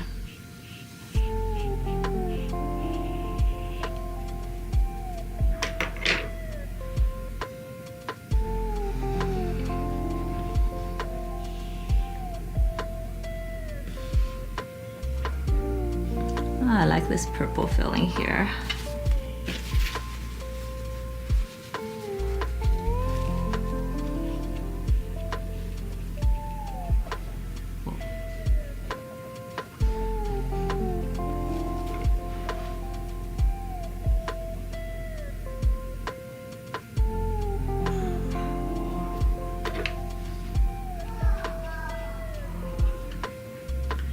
I'm doing getting pretty good about doing these wiggles.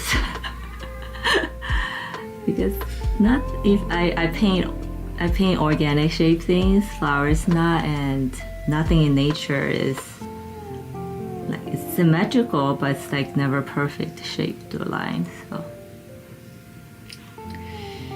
yes, okay.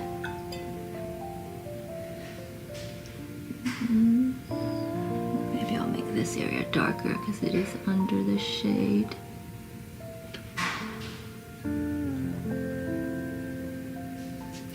Oh yes, I'm so happy to hear that, Dagu. Is absolutely.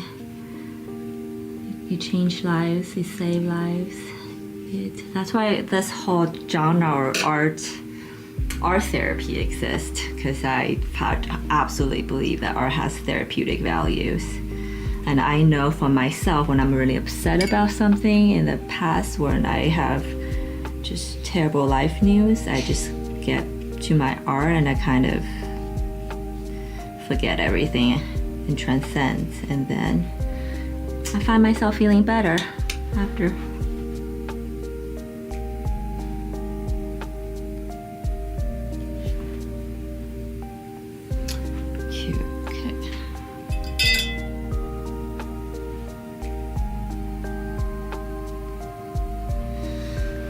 Darken this corner. Is it?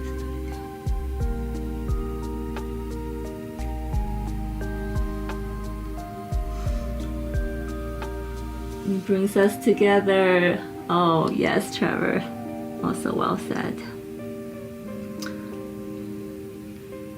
Met so many awesome people through my art journey, and that's invaluable as well.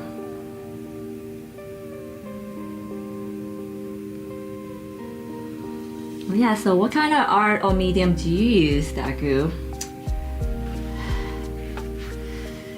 I think you might have shared this with me before.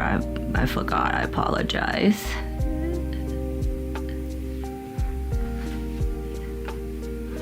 Okay. So dark, let's bring this darkness back.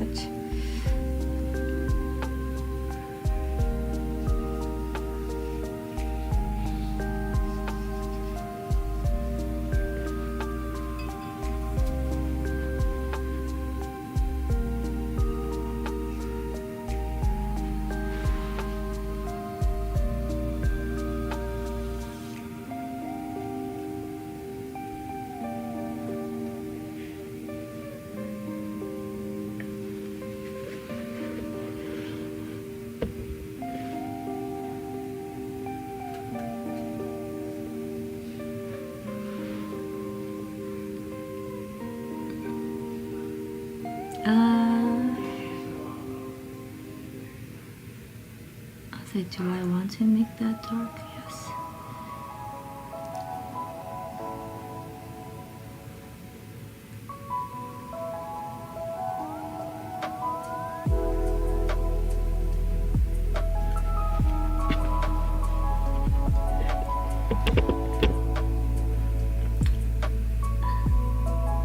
Art brings us together. I love that. And I say art, talking about art makes us better people.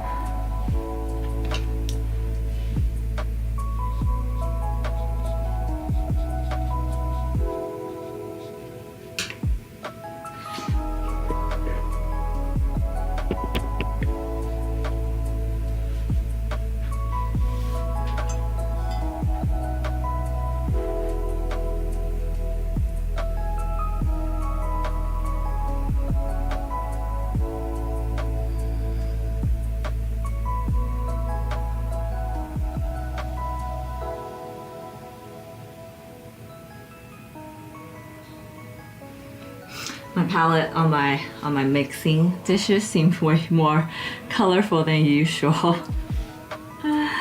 Love it.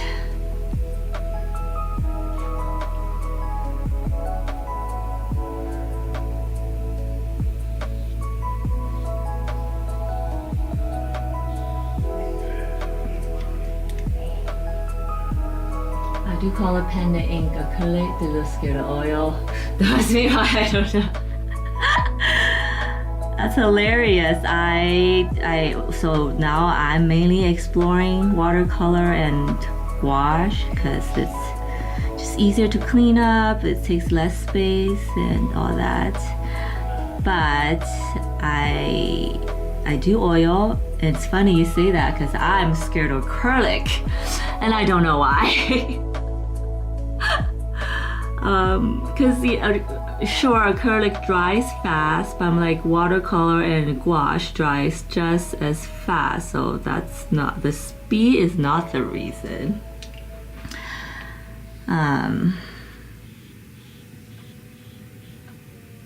Yeah, I don't know. I don't know why I'm scared of acrylic.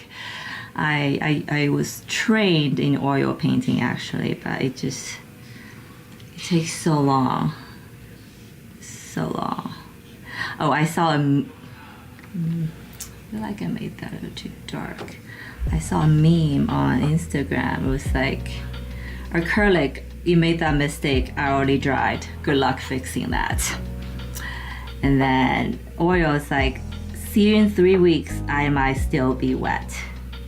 And then what's the other one? Watercolor. I dropped like a one drop of paint on my paper. I'm done. I'm leaving. Hi Kuro, hi Dee, welcome. How are you guys? And I thought that's so true. Yes, I am taking a little break from my usual theme and doing something more lighthearted, I guess. And we were just discussing that the reasons because I'm inspired by a big shop, and we discussed that I'm gonna do this, show it to them, see if I get some sort of business deal out of it. And if not, I'm gonna keep knocking on doors and see what happens. So that was fun. A fun discussion.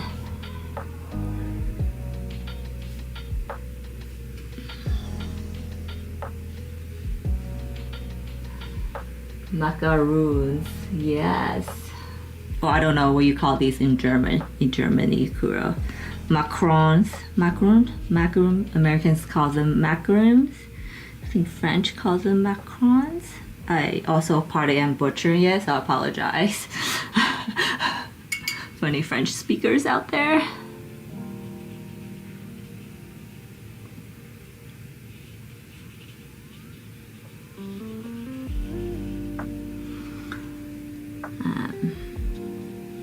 Yeah, I'm taking a break from painting flowers to paint some food items and also use super fun bright colors as my excuse.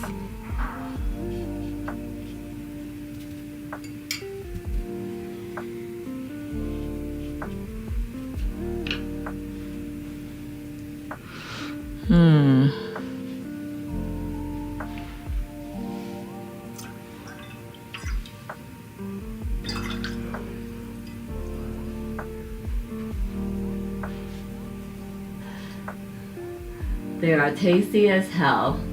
We do not have a German word. Oh, okay, just macaron, okay. Oh, thank you, Dagu. I appreciate it. This is all the energy that we're putting out there, and I know it will answer one day. So close, I can taste it. Haha, no pun intended. Oh God, bad joke. Sorry, bad joke.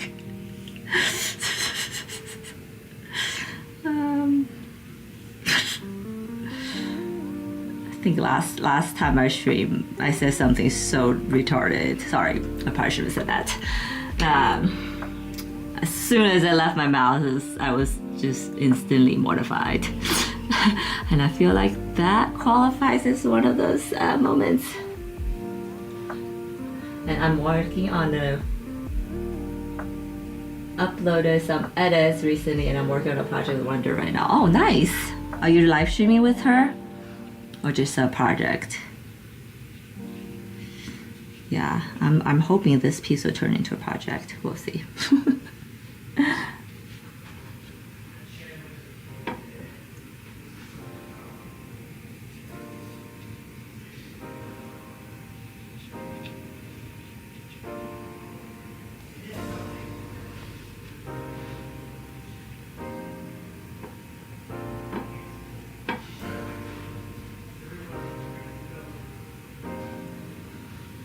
Yeah, so I was asking everyone, if you are macaroon, what flavor, color would you be? I share my, and I think Daku shared hers. But yeah, if you're just joining us, I'm putting this question to you. If you're a macaroon flavor, what would you be? What would you look like?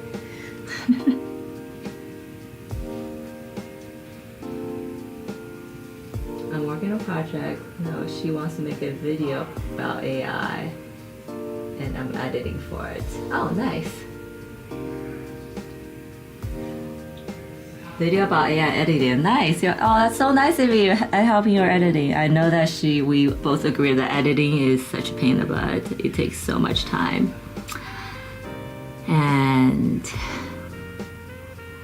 But I also don't mind editing videos. So the time part is annoying, but I don't mind it, I guess.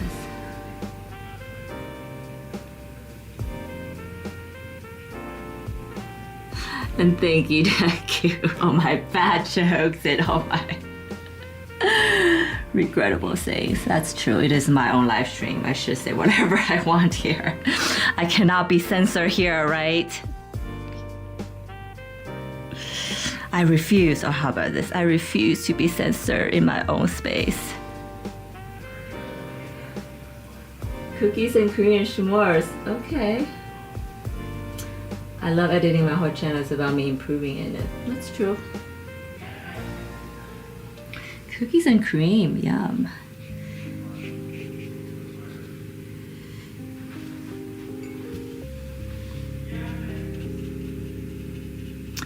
Yeah, I am also, I feel like I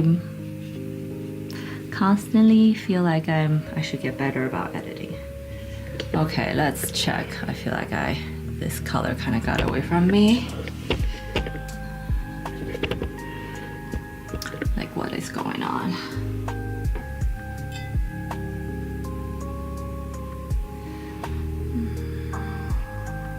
Keep on losing this part.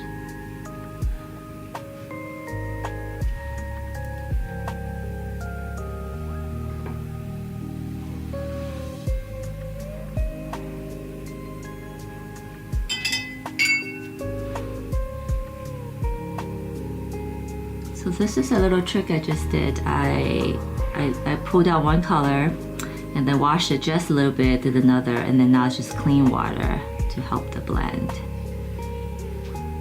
think that looks better.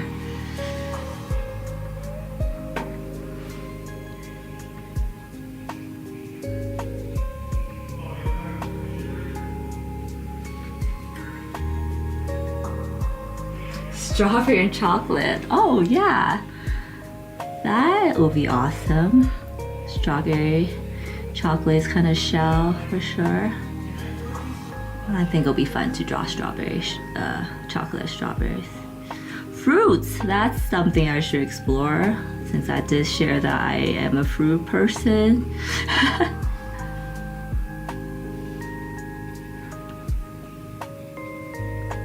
Thanks guys for helping me brainstorm.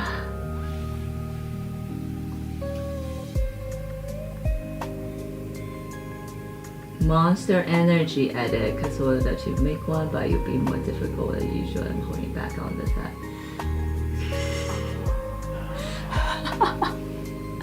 A Monster Energy, like the energy drink, or is it like a show?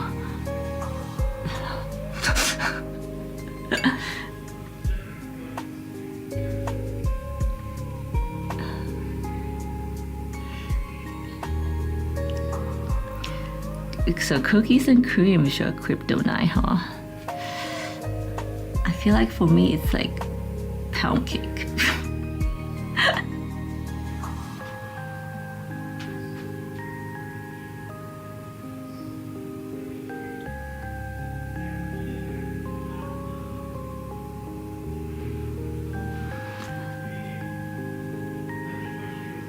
Make this middle part darker.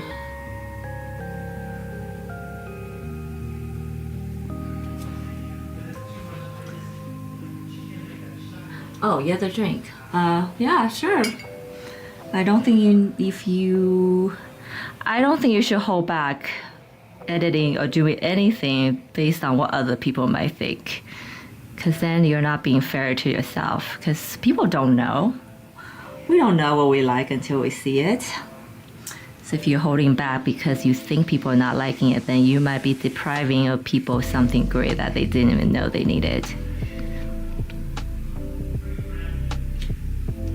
So I say, just do it.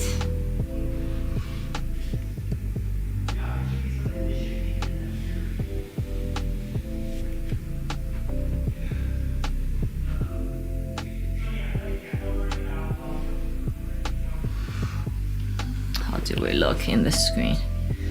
Okay, that's better. It seems a little lopsided because it covers whole part of it. Okay, that's okay.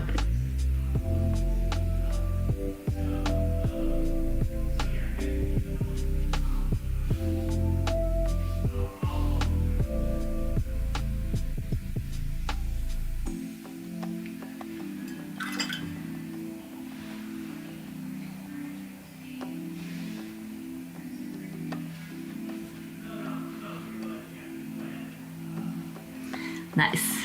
And then don't forget to share. We'd love to see it.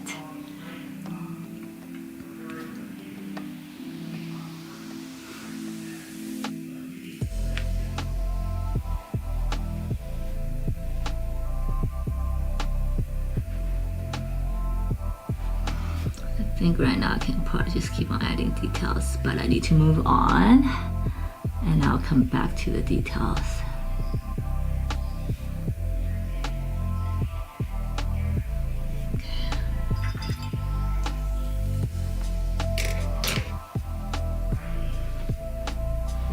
Pound cake from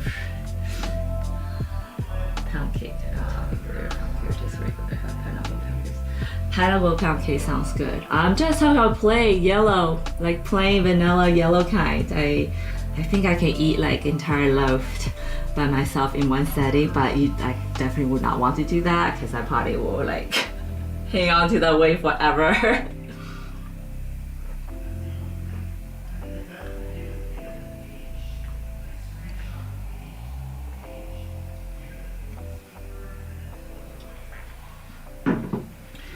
Phew, so thirsty. Okay, ooh. Okay, I think I'm gonna go back to each one of them and kind of give it a little bit more detail. And then start on my gouache part. And I think I'm making great progress. Proud of myself, yay.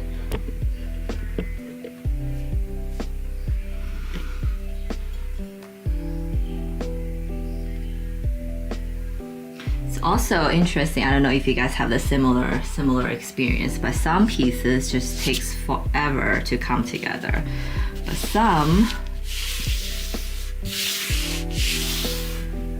like this particular one, just came together really fast. I have to think that this is the universe sending me a sign to say I am on the right track, that I need to go out and work with some famous bakeries or something, right? Because not all pieces come together like this. Let me be honest with you. I think the last piece I worked on I was like so uncertain for 60% of it, and then in the end, that's when it's like I was like, okay, it's cool now. I like it.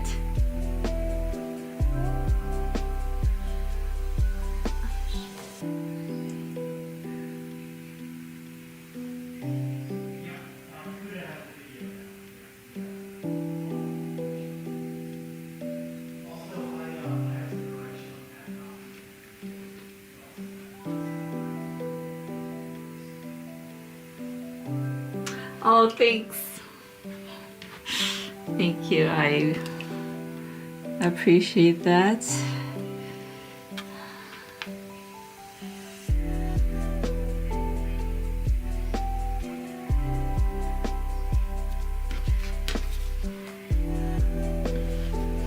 I've been trying to mix this super bright orange. It's actually really hard.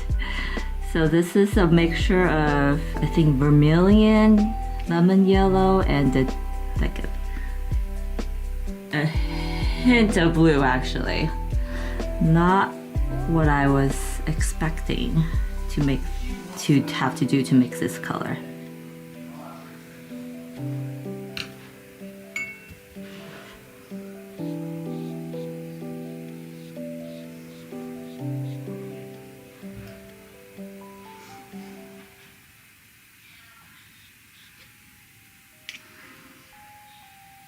I think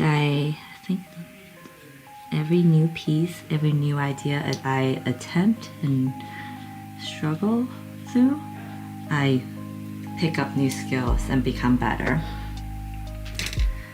And that's why I say, when you have an idea, that's why I tell Kuro, when you have an idea to do it, you just need to do it. Because if you don't do it, you don't know what you're leaving on the table.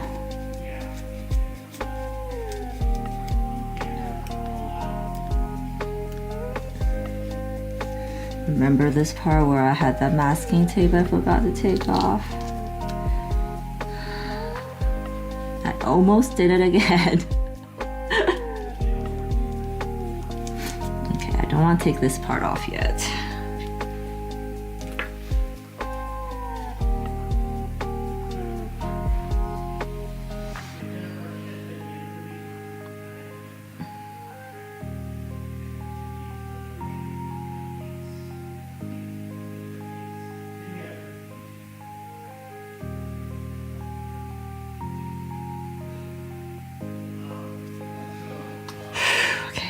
Hold my breath holding these areas.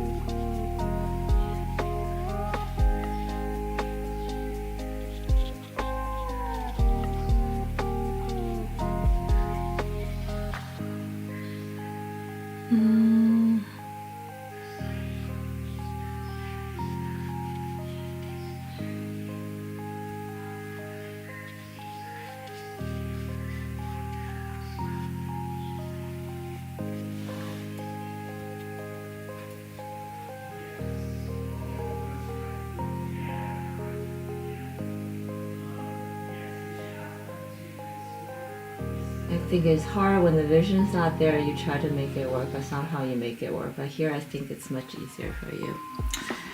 I'm digesting that.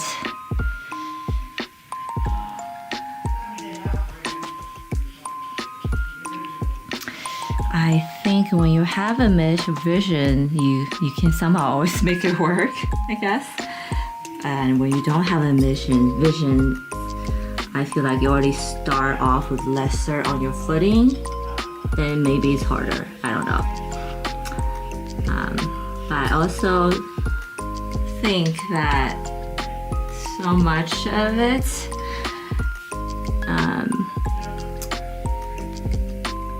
I don't want to rely on happy accidents, obviously, but I think with watercolor and just traditional medium, there is a certain degree of surprise that always come, especially with watercolor. I've explained, I think I mentioned in my live stream before that, half the time the water just flows wherever it wants and it just does whatever it wants, and I find myself having very little control over it.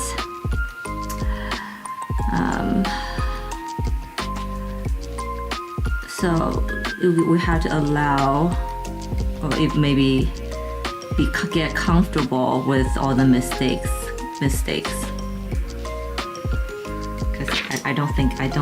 Because in the end, you work it out that they're not mistakes anymore. They're just happy discoveries.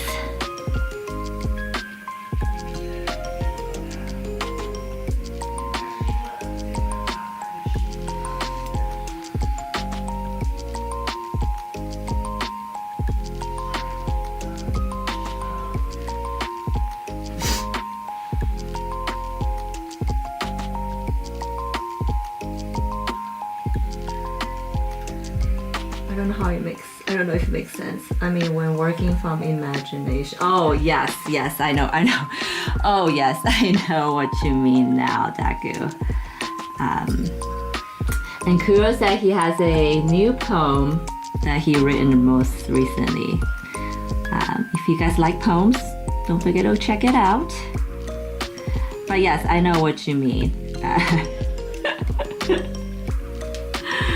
I feel like half of the time, not most of the time, half of the time when I have in my imagination and I put it out in my sketchbook or on paper, I'm like, ugh, that's not how I had in my mind at all.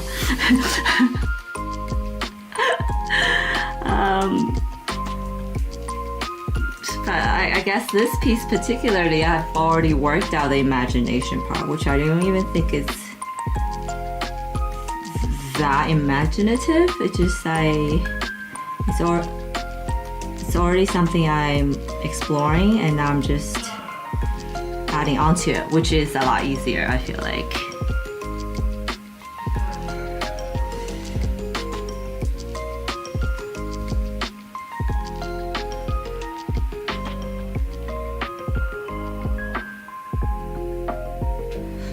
Yes, and that's why there's so many throwaway pieces. I worked on a horse. I actually made a video about it. I made like 4 paintings that I thought was so awesome in my head, and when I got on paper, it was not it. And it took me 4 pieces to realize that, so yes. Our imagination is a giant work in progress too, I guess.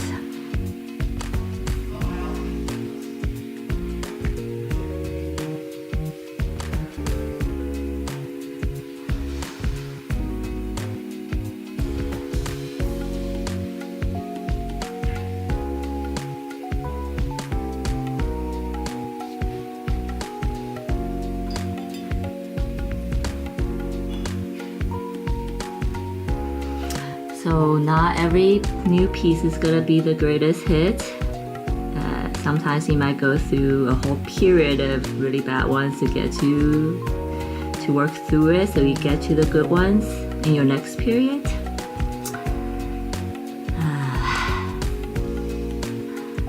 And I think that is the act of creative pursuit. That's why it's such I always tell people, like, being a creative is such a self-torturing existence, because you're constantly have to question and doubt these things, and then ask a question, and then have periods of just really sad emotions. I don't know how to put it, but sad emotions. It gets better though. It does get better. Now, I've been doing this for a few years now. Not live streaming, but just working on trying to be an artist full time. A few years now that my skin is certainly thicker than when I started.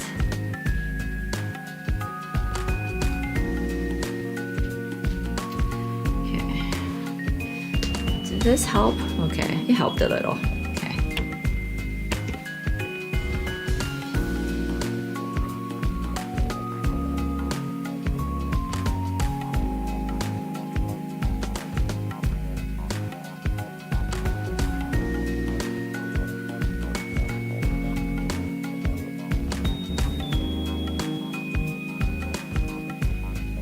It's my pistachio filling.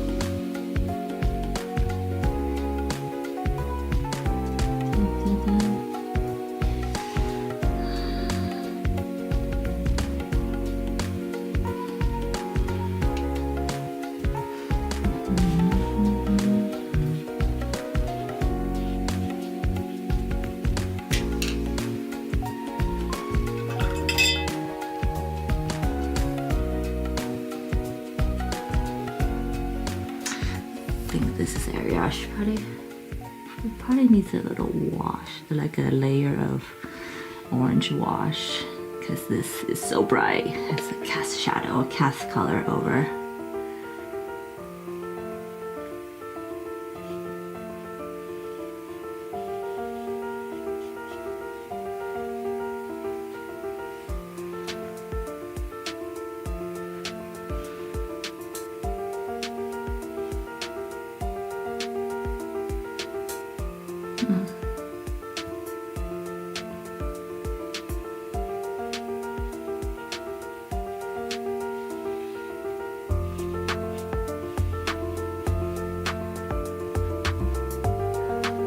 Hi from Bay Area. Hi, Guri. How are you?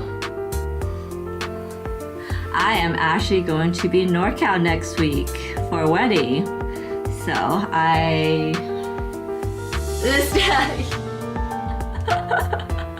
I'm glad that's the general consensus. I said I was going to reach out to the bakery that inspired this and see if we can make a deal. Joking, not joking, half joking. I'm putting the intention out there in the universe. We'll see what happens. But I'm glad that it is making you hungry. My advertising is working.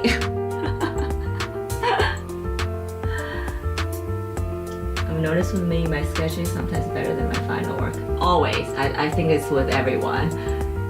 I don't mean much more tedious and much more.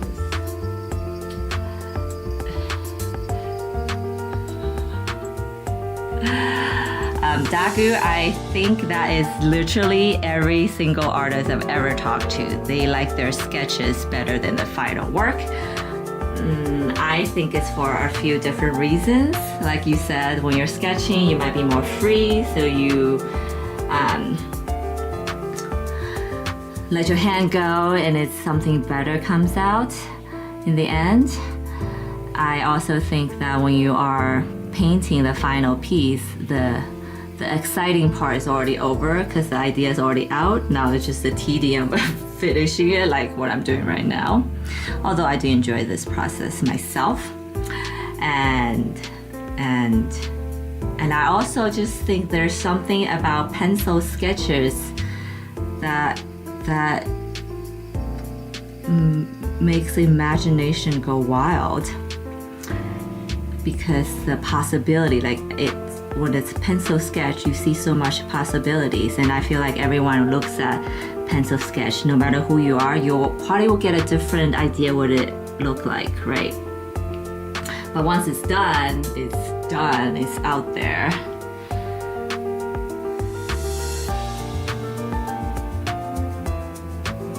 So I think that could be why.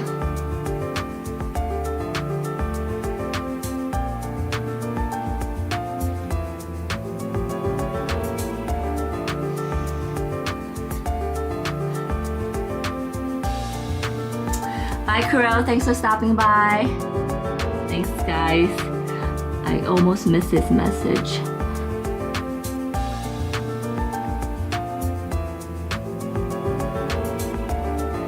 But yes, I think we all tend to like our pencil sketches better, which is actually one of the, well, not one of the reasons, but I have just been, for the past year or so, I've been just sketching with pen. Not even pencil, because I know that with pencil there is a bit of unfair favoritism, unfair how do I say this? Like there's a bit of unfairness to using pencil because I know I'm gonna like it better. So I'm just started using pen and kind of just tell myself it's gonna be an ugly sketch no matter what. The important thing is to get the idea out on the paper, which is actually how these orbits came into existence from my ugly airplane sketches. And then when I needed an idea, something fresh, they were there. And now it's taking me to a whole new place that I'm welcoming it.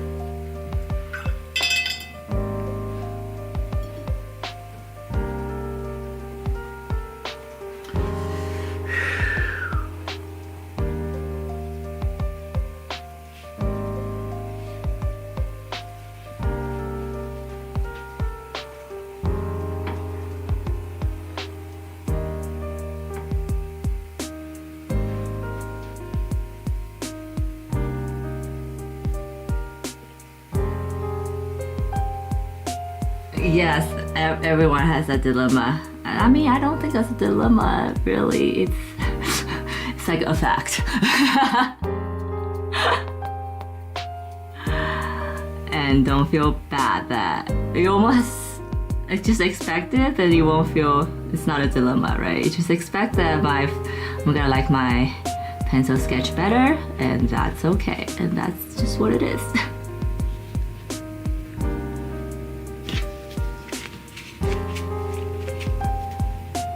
And then if you want that to be a final piece, then you can use charcoal, you know?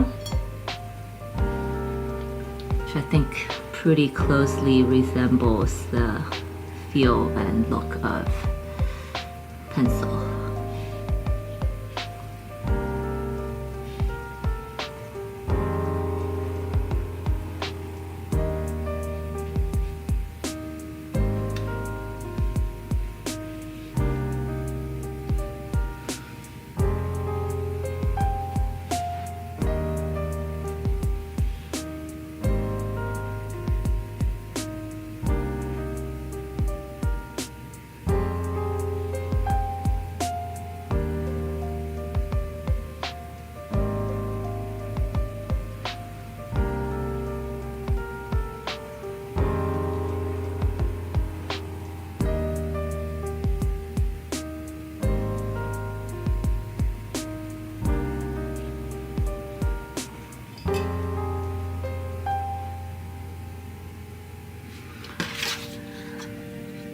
Whoa.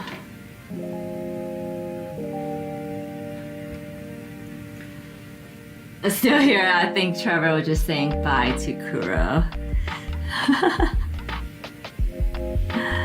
I know these chats could be so confusing sometimes. I said whoa because I have this palette, I use Japanese watercolors. This is Kamsan Tambay is the brand. And they have a color that's so bright.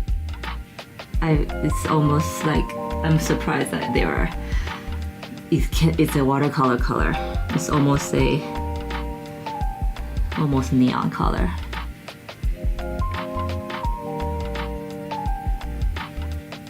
Also, I just recently discovered that the brand I use, Hoben, is a Japanese brand. I thought it was Dutch this whole time. And if you didn't know that, here, surprise! And maybe if you did, then why did you tell me? But yes, Hoben is a Japanese brand. So I was like, oh, I'm only use Japanese watercolor right now. Fascinating.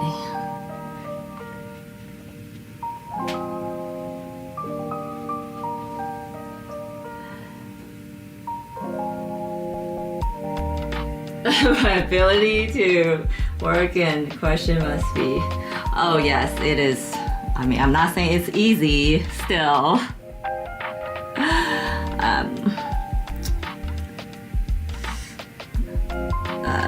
That's also probably why sometimes things just come out of my mouth that I wouldn't have normally said, because I'm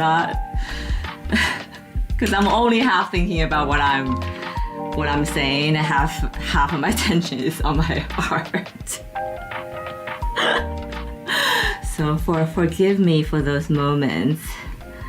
But yeah, it's hard. I'm not saying it's easy, but it gets easier because this is my 51st. I forgot to celebrate my 50th live stream last week. So surprise, we're in 51. So I've had practice for 51 times now. So practice helps.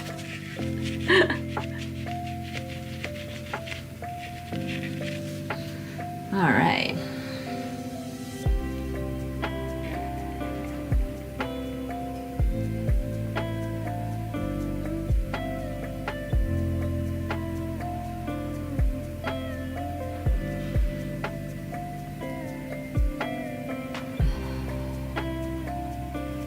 So yes, if you want to start live streaming but unsure if you can or have the capacity to, I think the best way is just do it. I started live streaming because everyone says it's a good way to reach wider audience, and has been. But I didn't know if I was gonna be able to do this, or if I would be enjoying it, if I would make a fool of myself, which I'm sure I did along the way, but guess what? I'm still here and having fun, so Joke is not on me.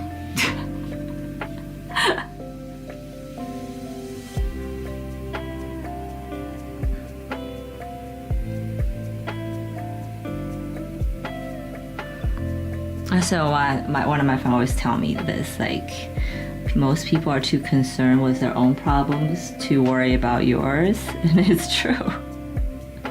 No one cares. No one cares.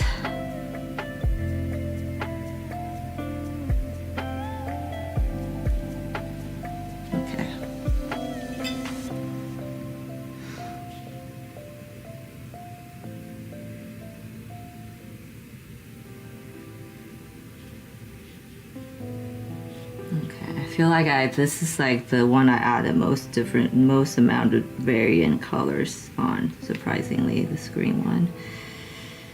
But cool.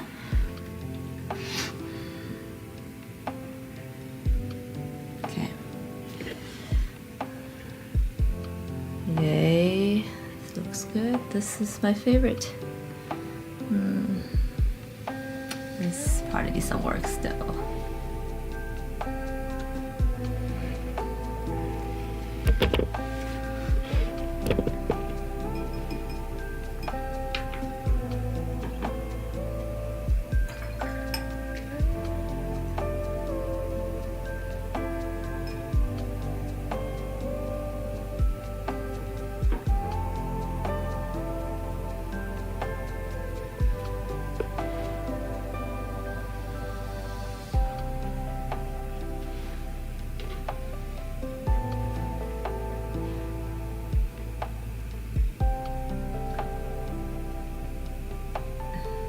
Here's a macaroon if I had one. Yes!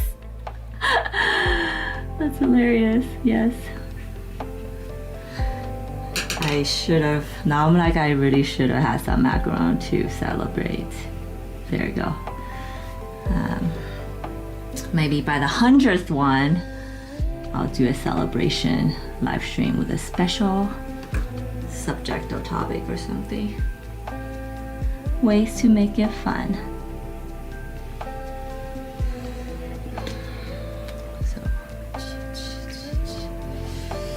This one's kind of in the periphery, so I don't want to make this too detailed, but I do think this corner needs a little bit more love.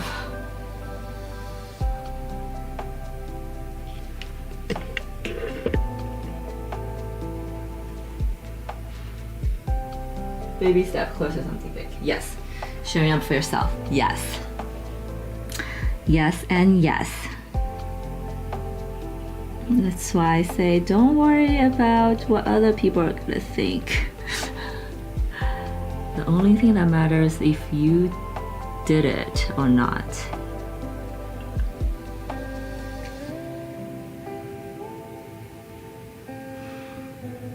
Because it's only fair to yourself that you do it.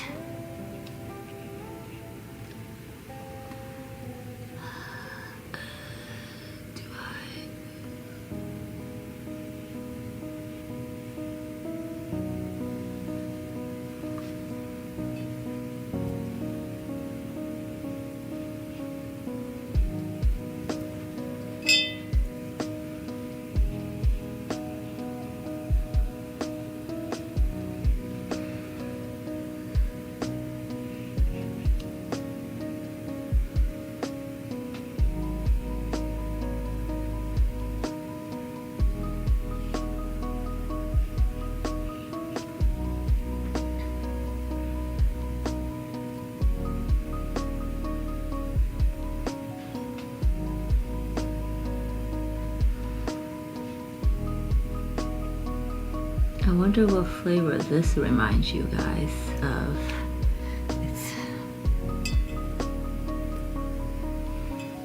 This might be that plain vanilla.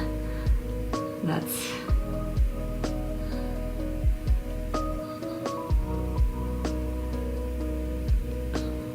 or I shouldn't call it plain vanilla because I don't think there's anything plain in macaroon, but this would be like, if they're in stores, you'll name it like Madagascar vanilla or something. Some exotic name, which just means vanilla. you go. This is our Madagascar vanilla.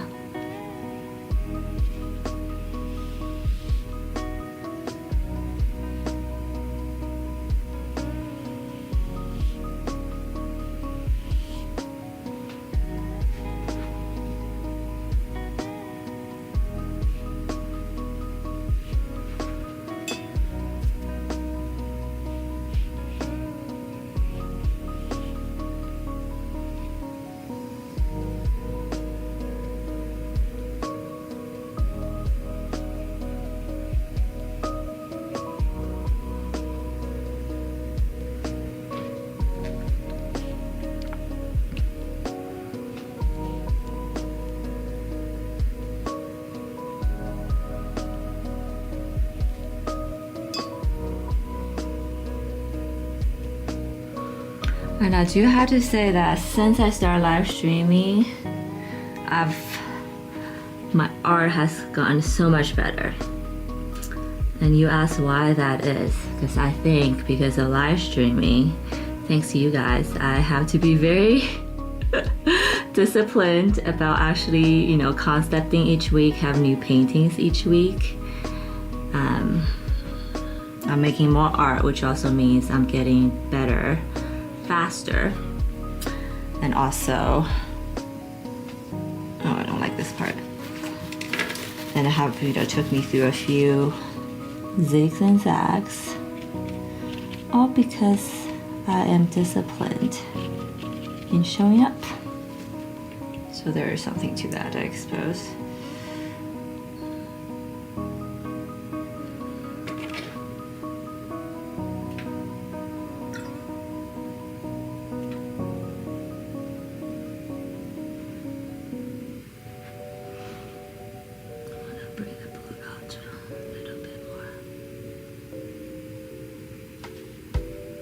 See, I've been trying to keep making this part darker. It just won't let me. Okay, there you go.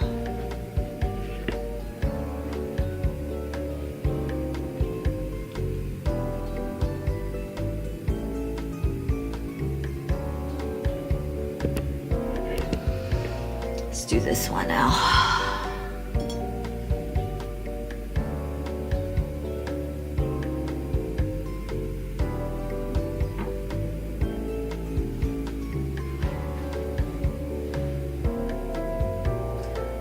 The painting work on looking neon watercolor. Not neon, but koi watercolor. I have two sets, the regular and the other type. Like the fluorescent type. I don't know. That's a great question. Have you tried it with your artwork? I always find neon paint a little gimmicky. Sorry if it's offensive to anybody. I always find neon color to be gimmicky because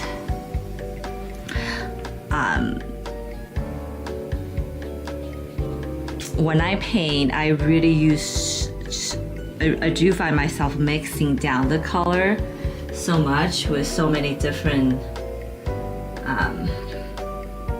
colors that it's the dirty ones that looks the best.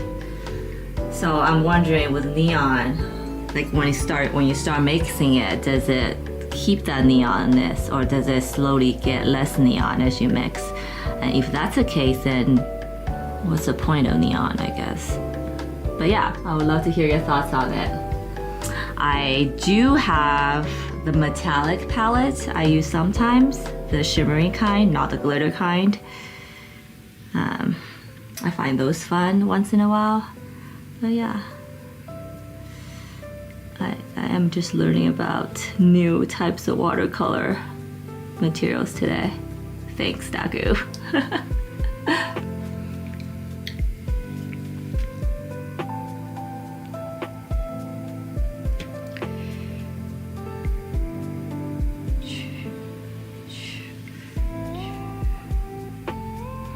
I'm like, why is this rich? It's like fat macaroon.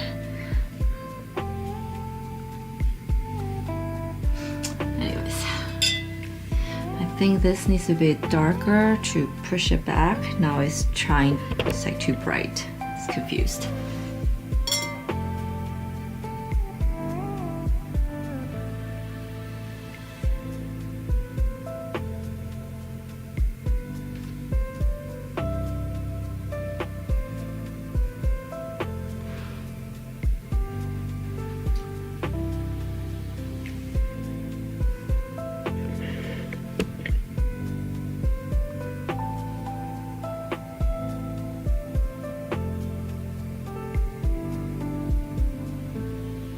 And I do have a few color palettes I bought that I have not even opened to use because I guess there's that irrational fear of using a new material that I'm not used to, you know. But I probably shouldn't have this attitude, otherwise I might find that it'll change. It'll be a game changer, which is equally possible. That's kind of what happened with me and masking fluid. I was scared, then graphic was like, you need to try masking fluid. And then I did, and sure enough, it was a game changer.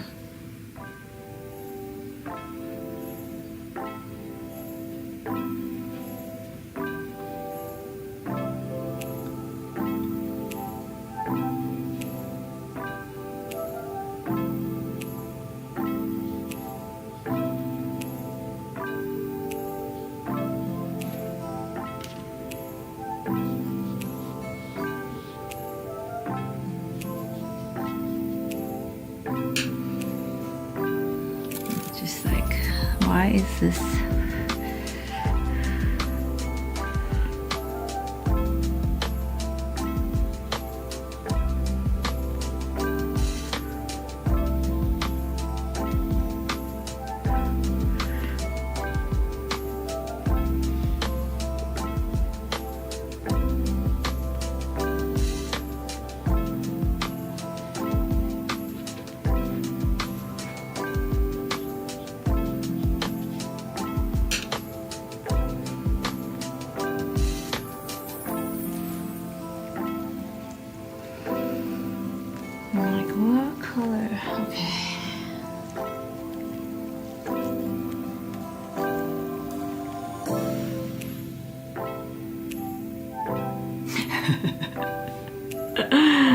Yes.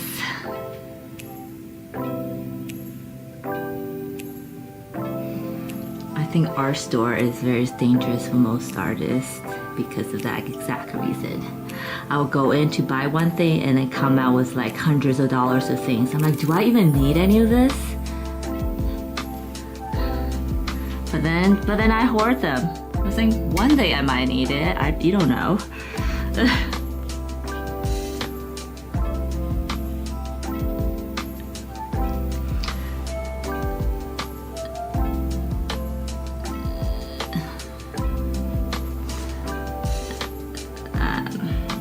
But I learned my lesson with like randomly buying paint tubes because some of them really are expensive and I don't really use it or need it for my practice, for my art practice. So recently I learned this thing about dot cards and I was searching online, but not every brand makes them, unfortunately. But for the brands that do make them, you can buy these, like order these dot cards that are basically a drop of the paint on a piece of paper, and then you can get all the colors and you can, you know, play and mix and utilize to see if you need it, if it works for your art, and then you can buy the large piece, which I think is so awesome. But unfortunately, not every brand makes it.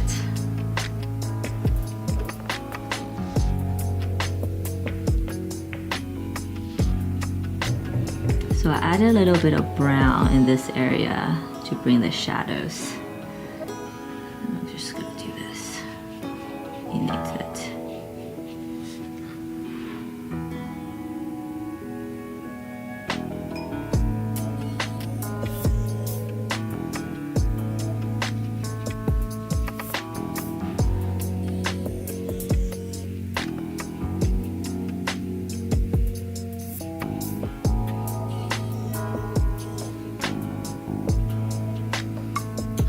pretty good about leaving my white highlights white instead of paint over it.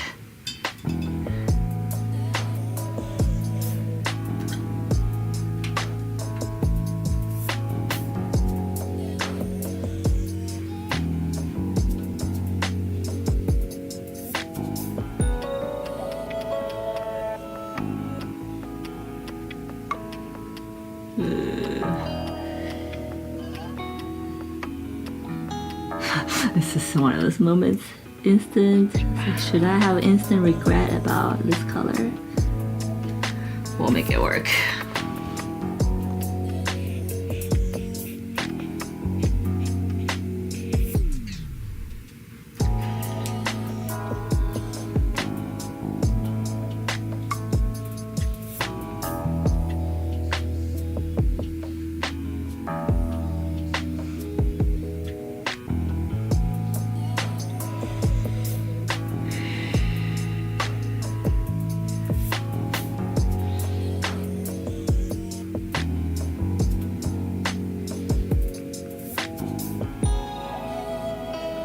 I was on a Spaces on Twitter this morning to talk about some issues or common issues that artists have in just on the internet in general, but especially in the Web3 space. And I realized I think every artist hates the marketing part of it, but it's also such a necessary evil that you kind of have to master it if you are not represented by a gallery already. However, I do want to caveat with that you really, like, technically you don't really need social media or internet to sell your artwork. There are other ways. There are other ways. So sometimes I wonder, am I spending too much time on social media? I try to promote myself. Maybe is that time well spent? I think the jury is still out. But it's good to have these conversations that kind of just get yourself out of your normal frame of mind. Just think about something slightly deeper.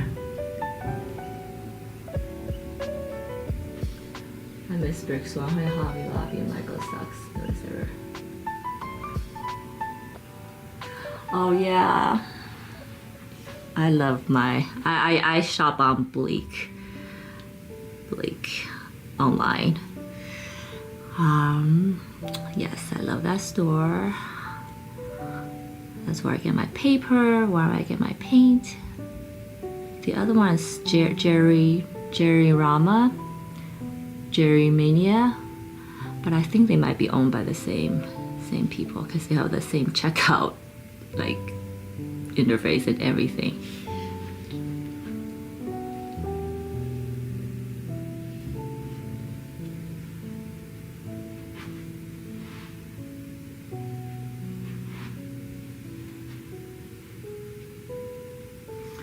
Yes, most of the time we have to market and make art at the same time. And it's not an easy thing to do.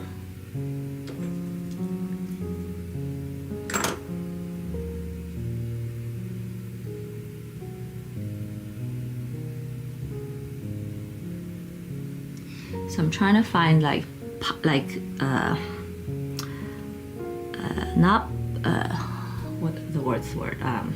clusters of things to work on so that I don't have to do like a brand new thing for everything. If you want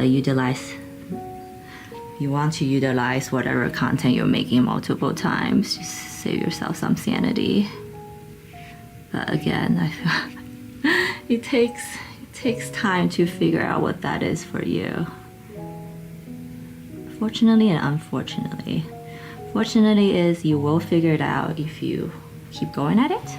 I have absolute faith that that's the case.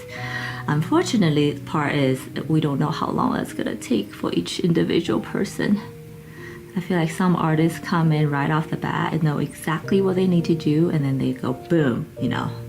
It happens, and some of us might take years, decades.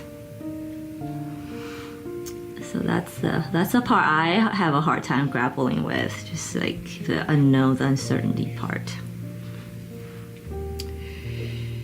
Yeah, I don't want to leave this white. What am I doing? It's too bright.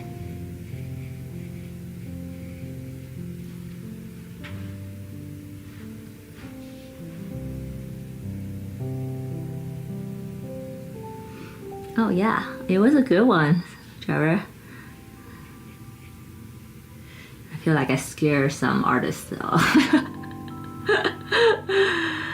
Oh, so I feel like I probably discouraged a few people in the audience, which is not my intent, but reality sometimes is harsh. I guess. But I also believe that I'd rather be in the know than not, and then putting my effort and energy in the wrong place, right?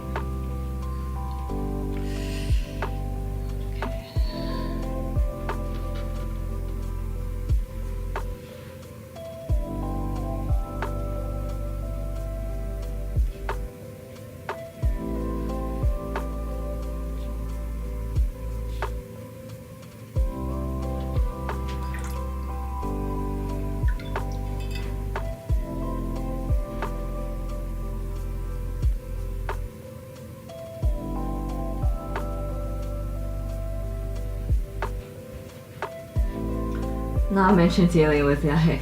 I think branding helps though. Branding, yes, it certainly does.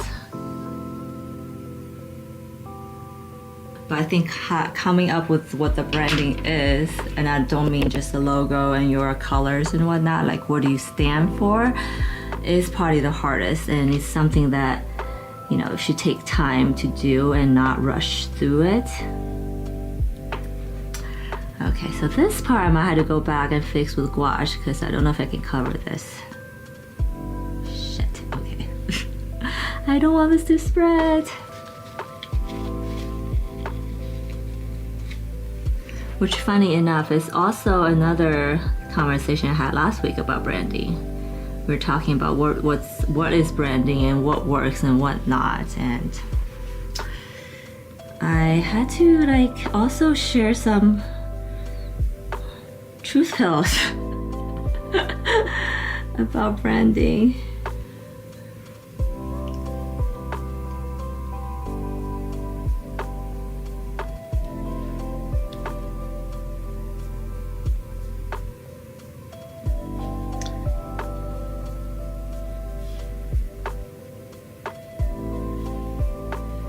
Yeah, so I need to come back to this corner when it's more dry. It's not taking my color. No problem.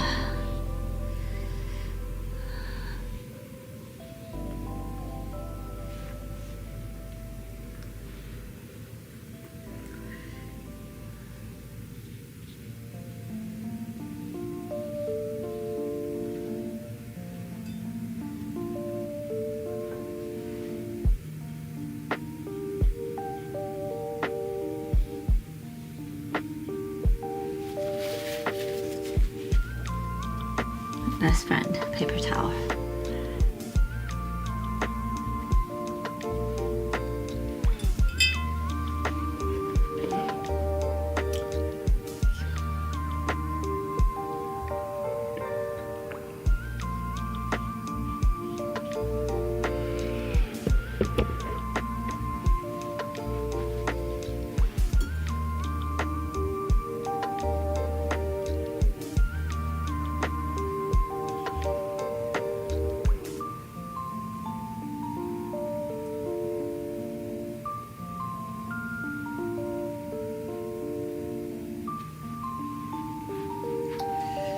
All right, where do we start here?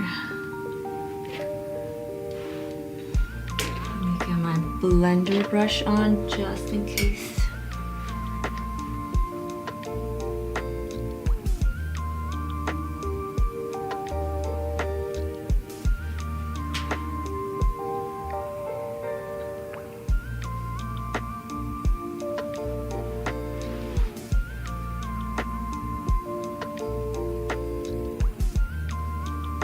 Oh yeah, we talked about that, Trevor, actually.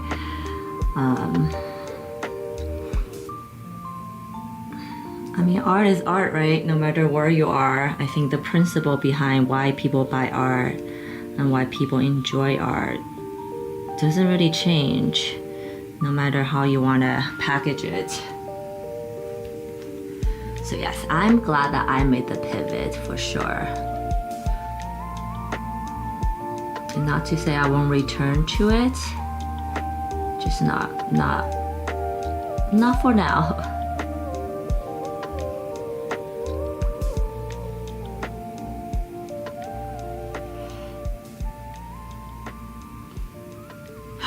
See my face. It's like, is this what the color I wanted?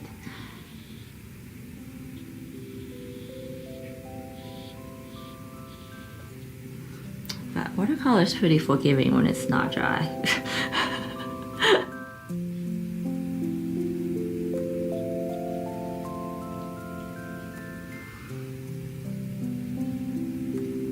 And for those of you who are curious, yes, I kind of did start my artist career in the Web3 NFT crypto area. And I have it to thank because I feel like that's where I feel like I became an artist, quote unquote. And then I quickly realized that's not gonna be the place where I grow.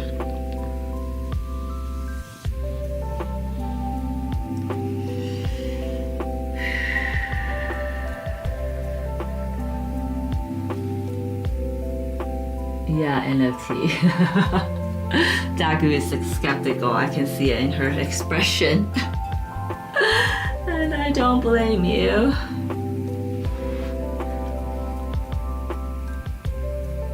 Oh, I guess I'm gonna go make this feeling green now.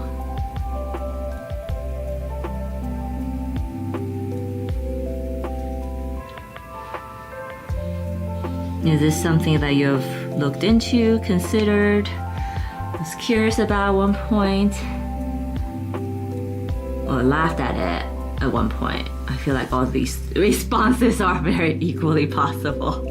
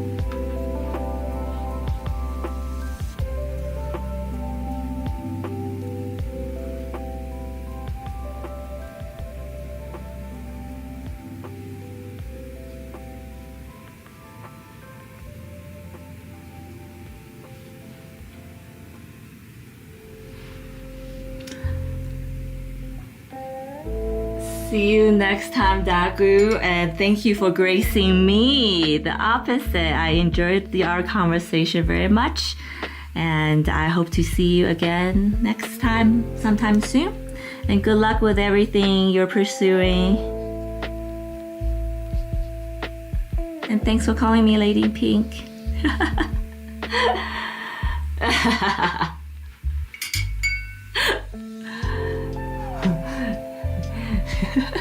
I laugh, yes.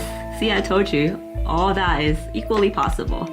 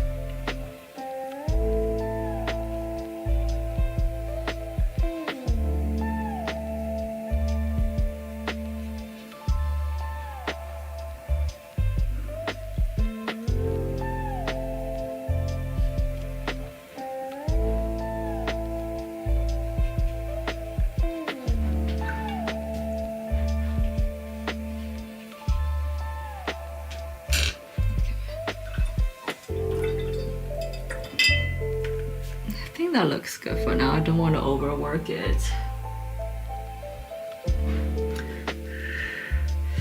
And then I'm gonna start working on my gouache. Where we are, okay, we're on for 3 hours now. What do you guys think? I think I might do one of my little figures, but then I might have to call it a day.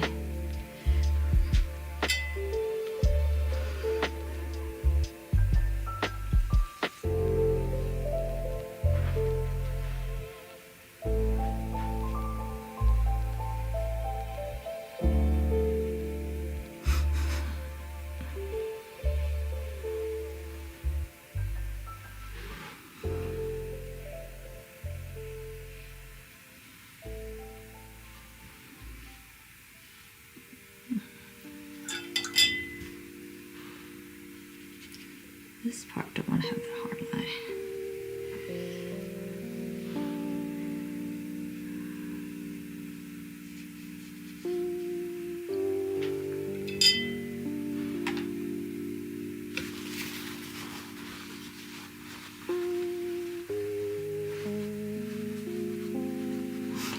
Oh yes, you just remind me to drink some water.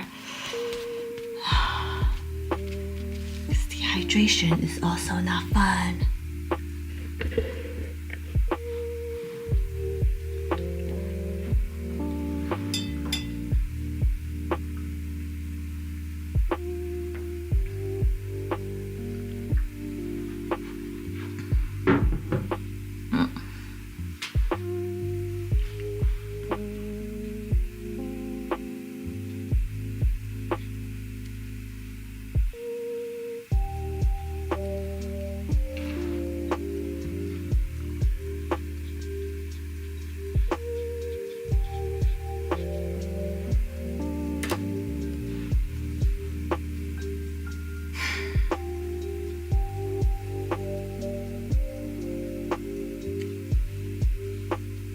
I started outlining some of my shapes because I do enjoy the orderliness of it, but I'm learning to let that go because sometimes all these uneven edges really is kind of cool.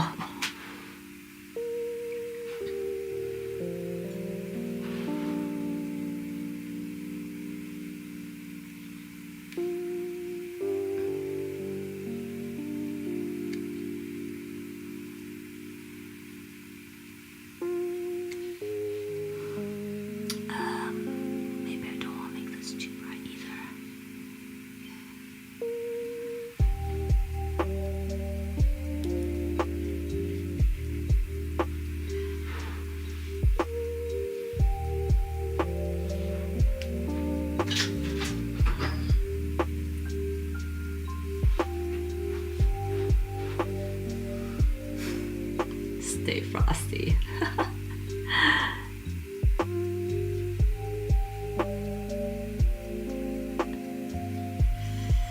Trevor, you probably have the weather everybody's envying right now. It's hot everywhere. Well, I guess except for California, which I am going to next week. Oh yeah, so I probably won't be, I won't be live streaming for the next 2 weeks. So you get a little break from me, but I will be traveling to a few different places. So it's exciting. And I hope to come back with a fresh perspective and renewed curiosity and maybe more inspirations.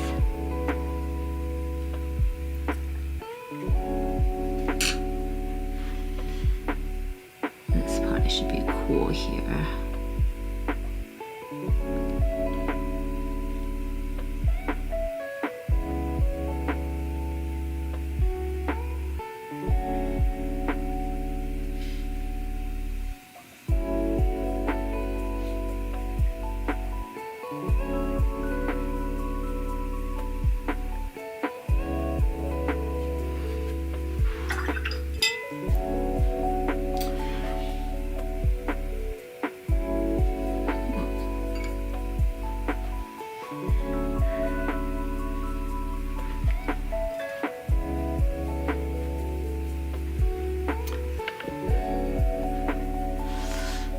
wow, this actually turned out way better than I thought it was gonna be.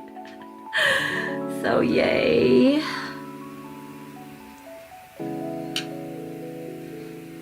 think this one probably needs a little bit more work. That looks good. I'm liking all the green ones. It's not bad.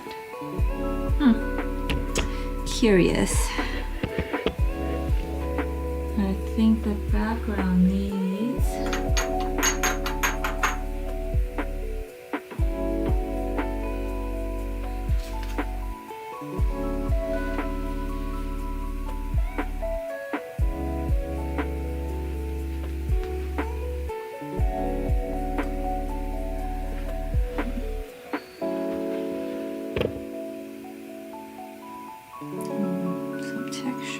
some texture through this very rudimentary dotting method I use to add texture.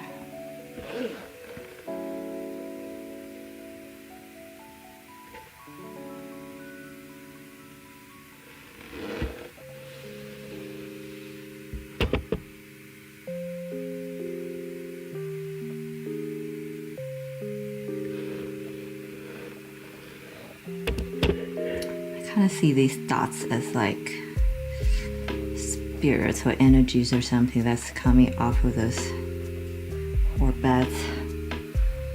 Gives it energy.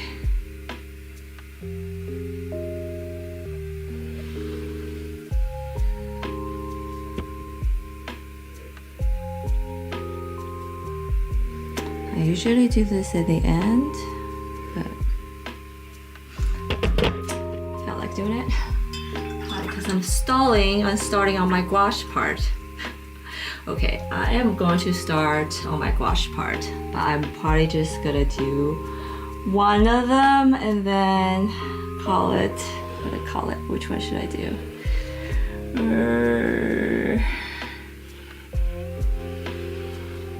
Maybe this one.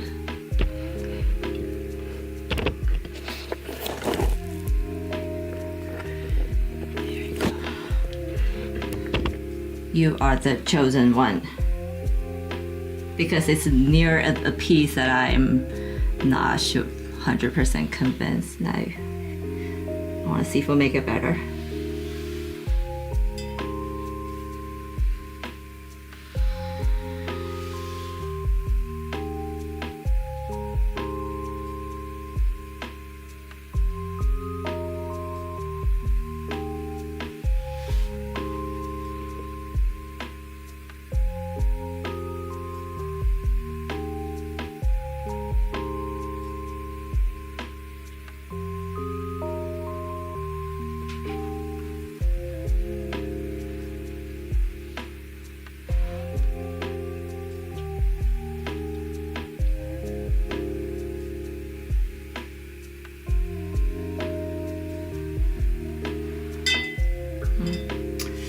Probably go back and add on top of the macro, but that's okay.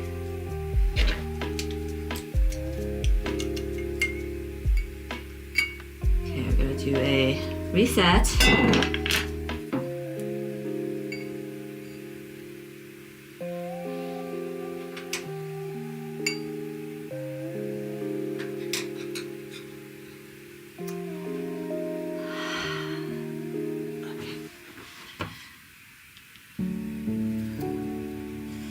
I don't want to have wet hands. I don't want to have wet hands when I'm peeling the masking fluid, because that could be disastrous.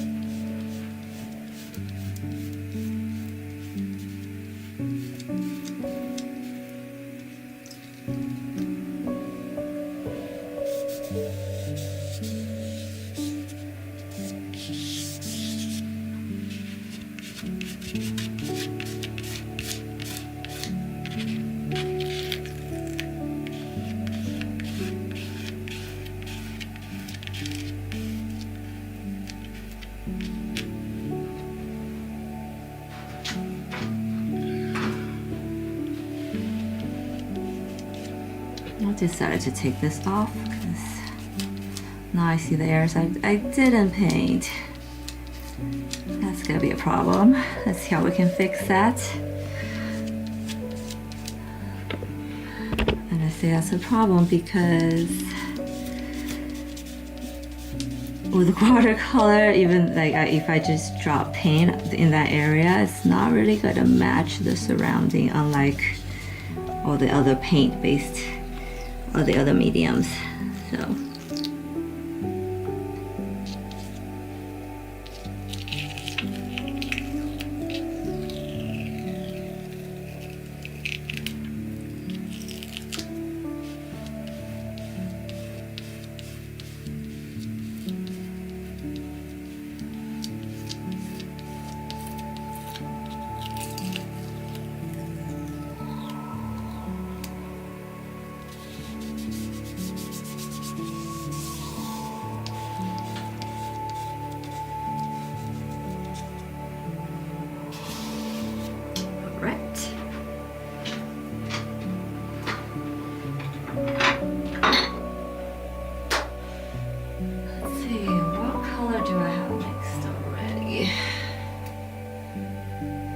Actually, it might just be the color. I already actually don't have any of these color mixed. Darn it.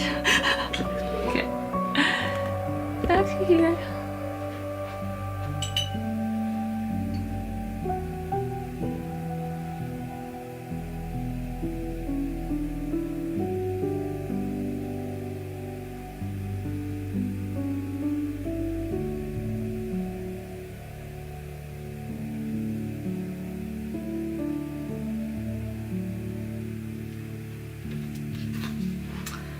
What we got here. This is a gouache color.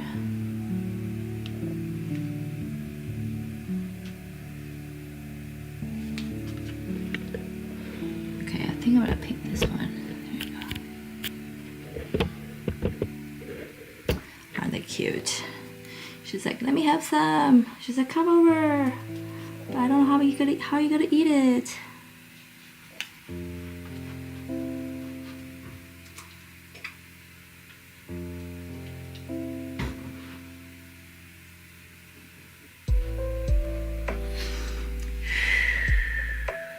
I always have to take a deep breath before I start on gouache. So we're switching gear now from my really watery watercolor macaroons to my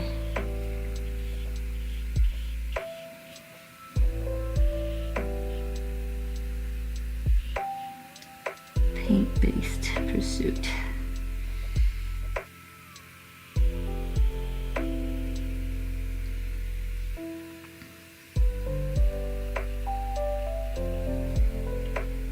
So light is still coming from this way.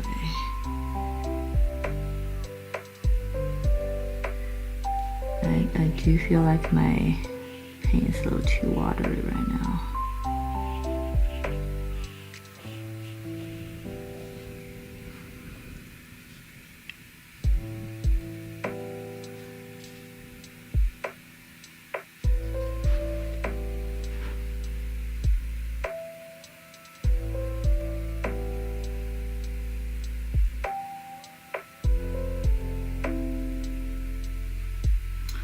So this is very much layer one.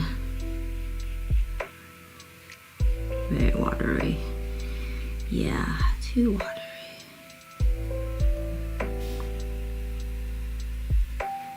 But you get the gist.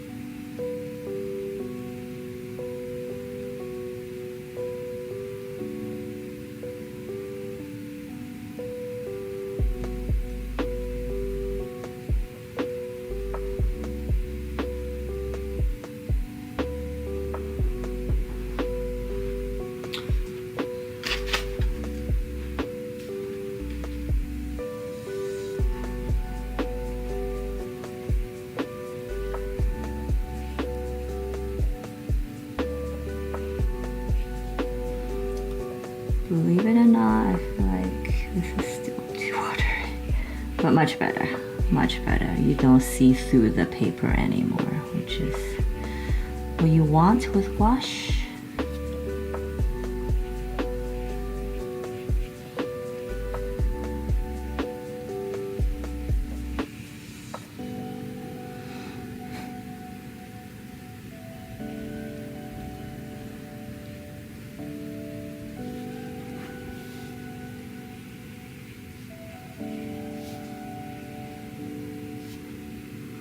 I do remember Shane, after you put gouache on, you have like a minute basically to work with it. And that minute goes by fast.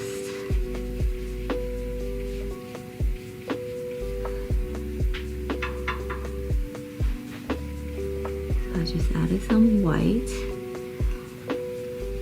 Kind of mixing this on the paper right now, but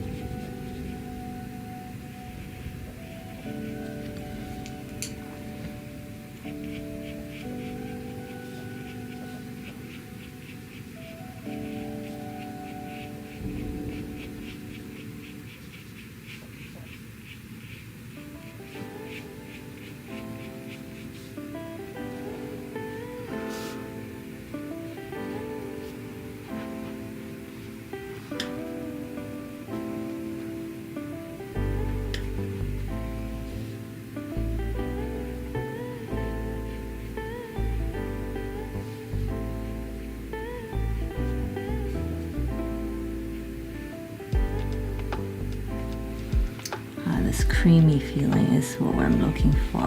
There we go.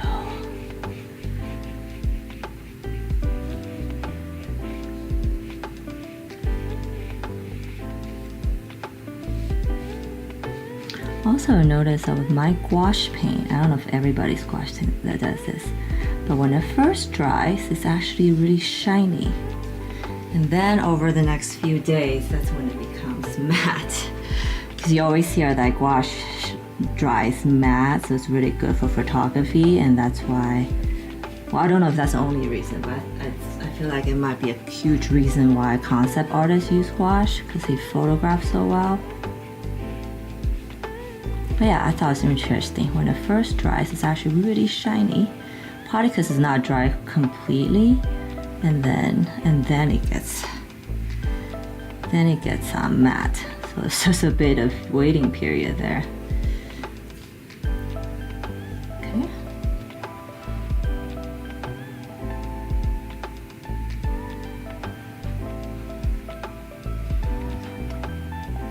I do gouache last because it has the coverage power. So if I, for the edges and any mistakes, quote unquote, I made with watercolor, I can easily cover it up, which is nice.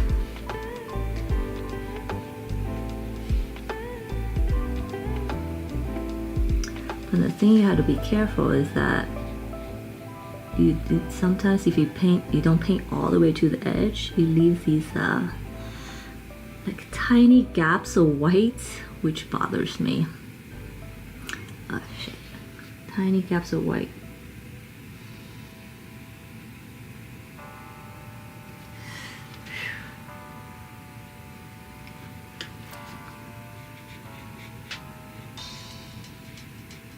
It's like I finally remember how to paint with paint after a few months of messing around with gouache. this year that I was trained in oil painting, so I do know how to paint. It's just been a while. But it's back. It's back.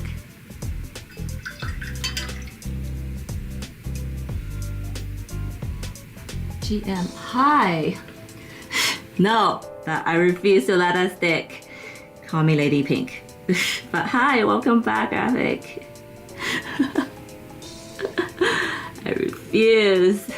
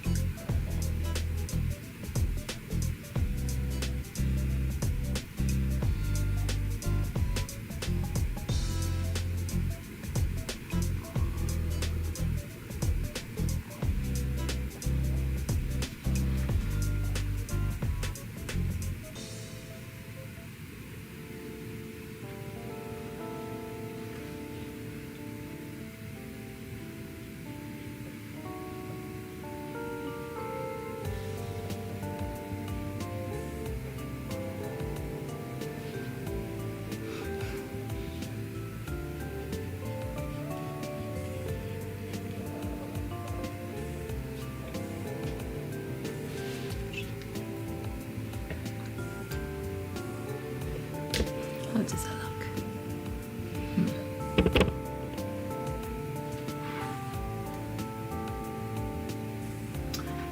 I like it. It's a bit more white here.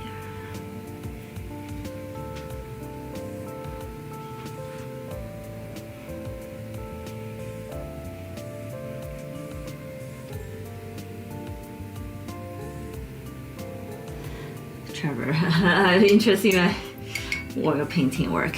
Yes. I don't know. I just don't know if I would do that live because it will take forever. But yeah, I've been meaning to get back into it, but I'm still having fun with these mediums. But I know I want to get back to it one day. And I hope they don't disappoint, Trevor. I feel like now it's been a while since I painted with oil, and I feel I picked up a few things here and there playing with different mediums. My oil paint now will probably look way different than I did years ago. I'm sure of it.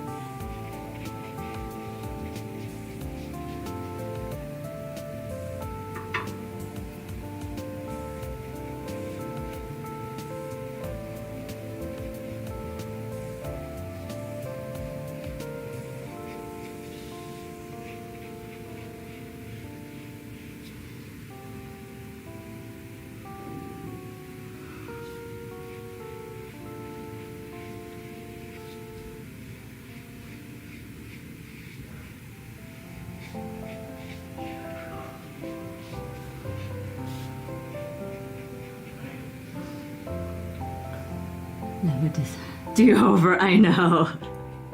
This part's terrible.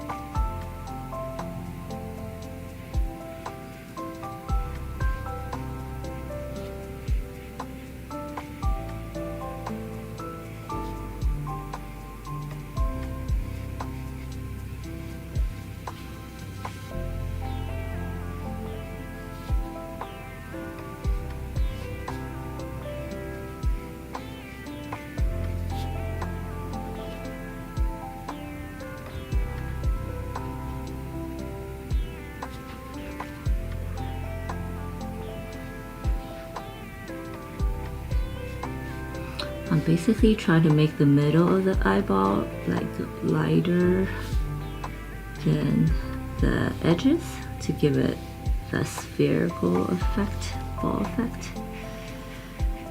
And it's, I'm trying to blend, blend, blend.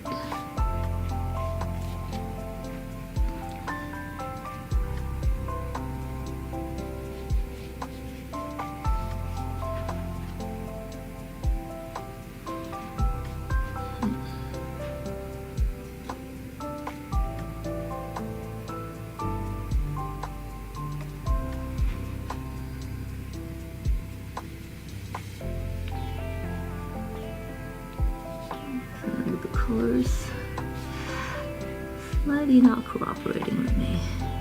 It's probably user error though.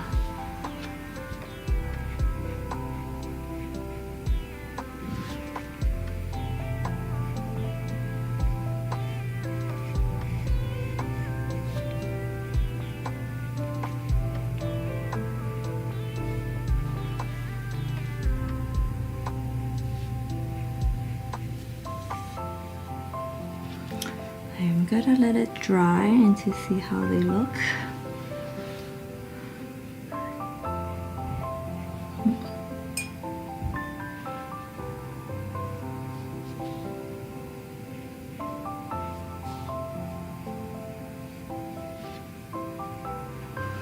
I find gouache is even more dramatic between when it's dry and when it's wet.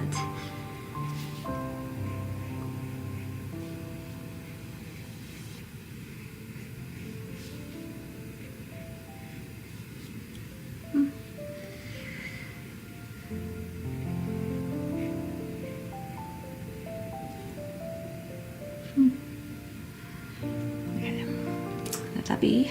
Hopefully it turned out good.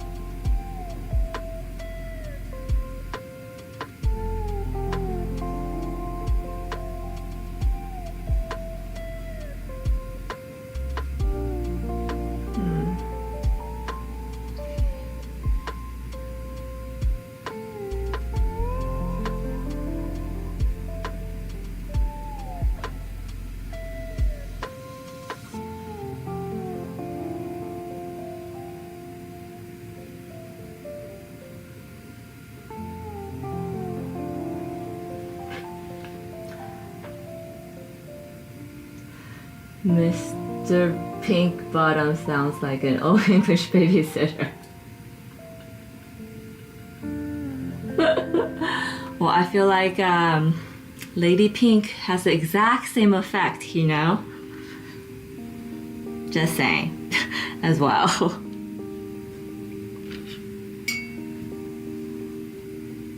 Or Pinkerton, that was cool. It's like Bridgerton, but Pinkerton, you know? Okay, I should not have done that. Oopsies.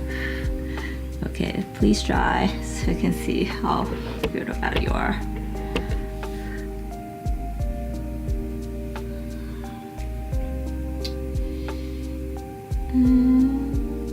That's fine.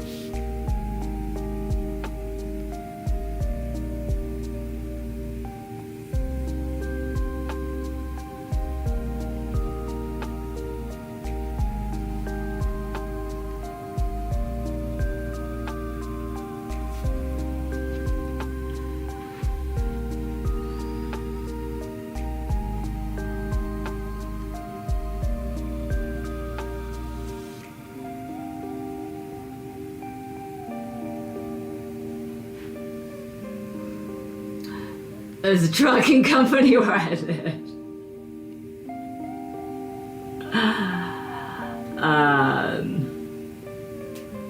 It's further out, you do. And Trevor, I doubt I'm the one that's creating the trend, but maybe there's a name for this psychological effect that because you're seeing some of my art, they're noticing other people's eyeball art, maybe. I mean, it would be cool that I'm setting a trend, but I really just don't know if that's the case.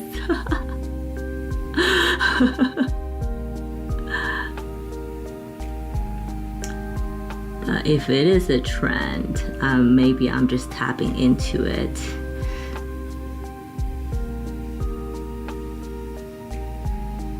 That white did not do anything.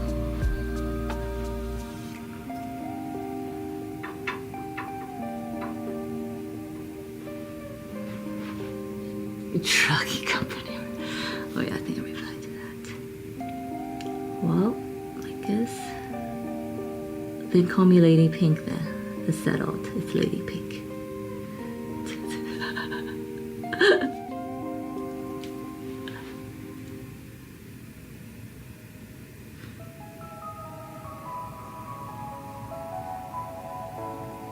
So Graphic, what kind of art have you been pursuing lately? I'm guessing it went back to your dark art, but I don't know, maybe. Do share, do share.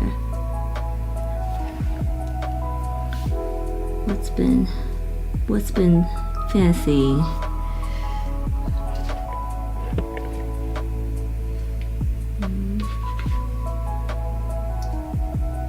So another shrimp on the Barbie.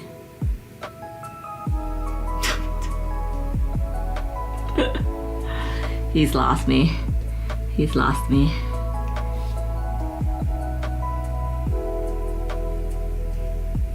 Is that a little bit of tartar?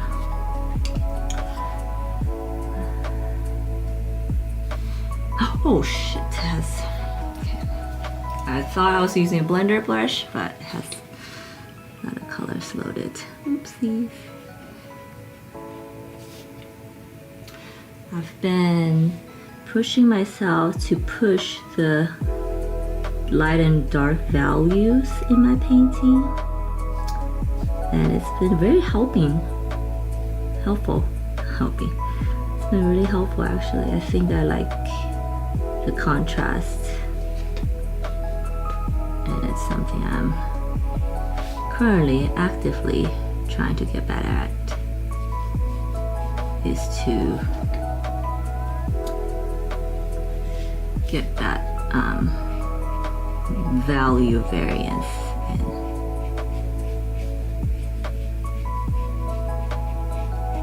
Brush, use a bigger brush.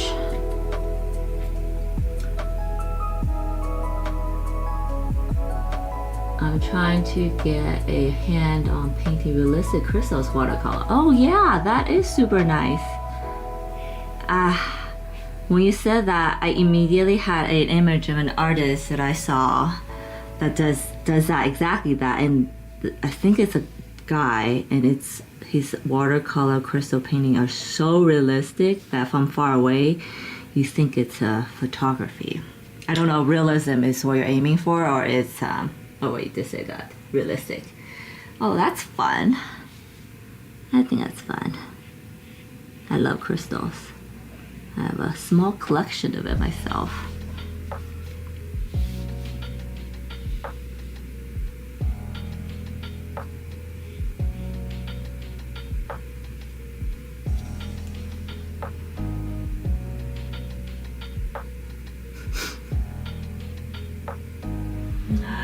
It's too cold for that. What do you mean, Trevor?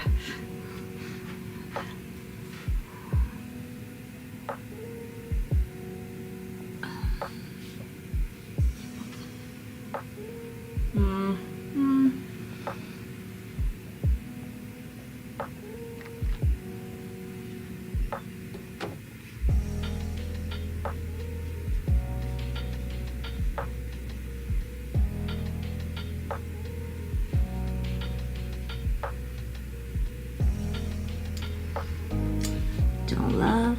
Here, back to here.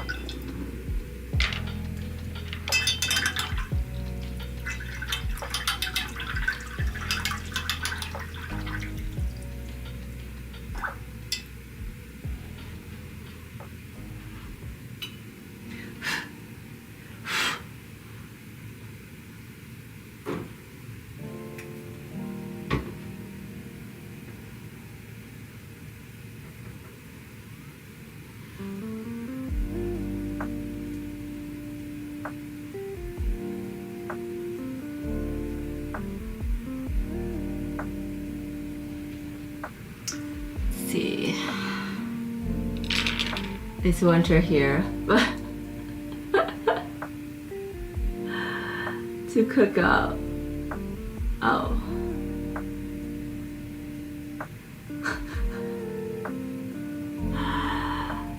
110. That's cooking worthy.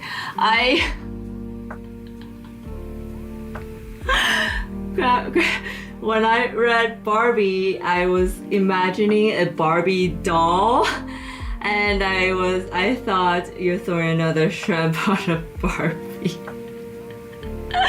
Like it's an expression. But I didn't know you literally meant the barbecue.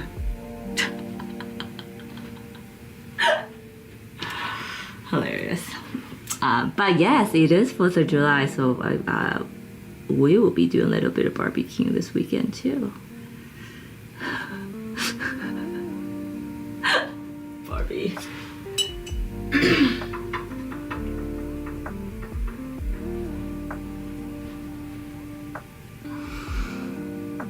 Yes. It wouldn't be nice, or I guess I don't mind the hot weather, but maybe not 110-degree hot weather. But it would be nice to have a getaway house or something in Australia so that, you know, you can choose your season, so to speak.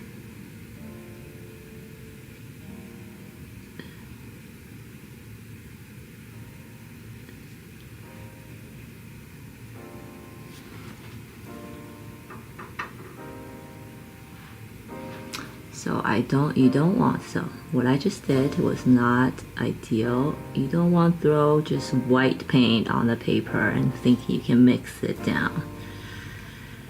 Do it properly.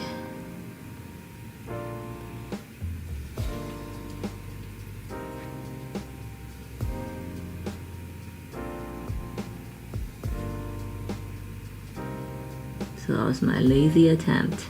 That did not work.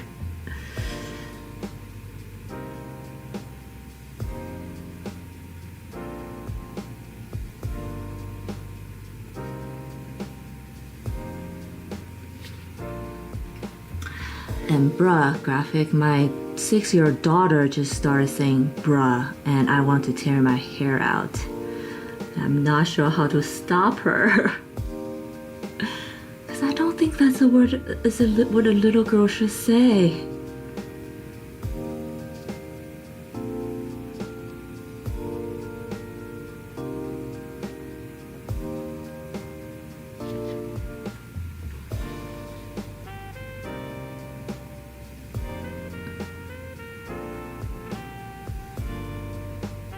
Or am I being such a mom?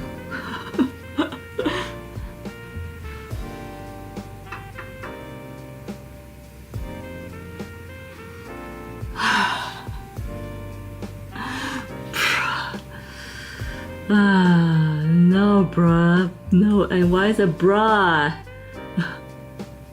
I'm pretty sure she learned it from another boy. Why bruh?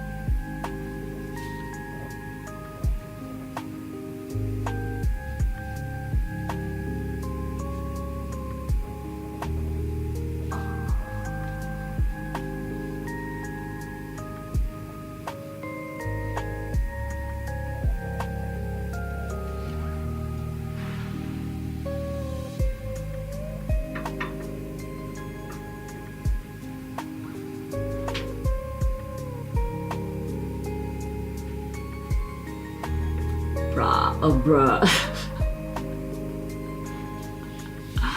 Oh, do share. What's the hip word? Make me feel young. Okay.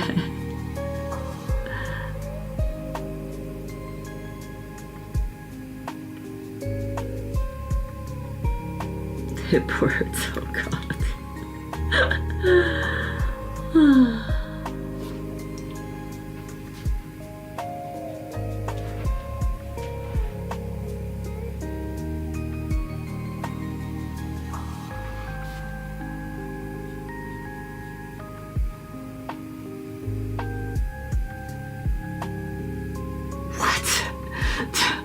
Alright, yes, you've lost me. Right, start from the first word.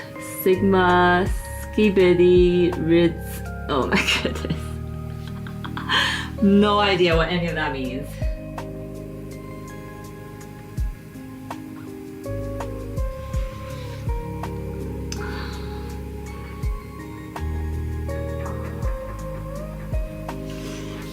A little bit of darker yellow, mustard yellow to the center.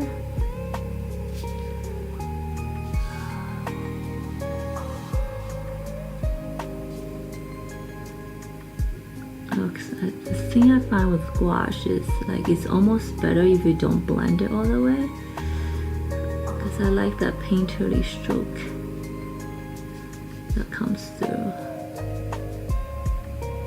It's just my humble opinion, I guess. Opinion, hence.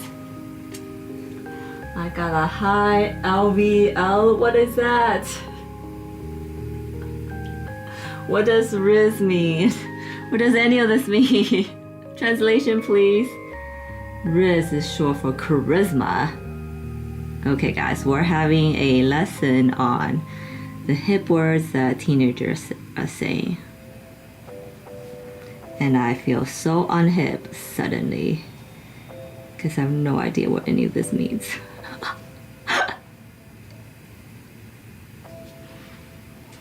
Okay.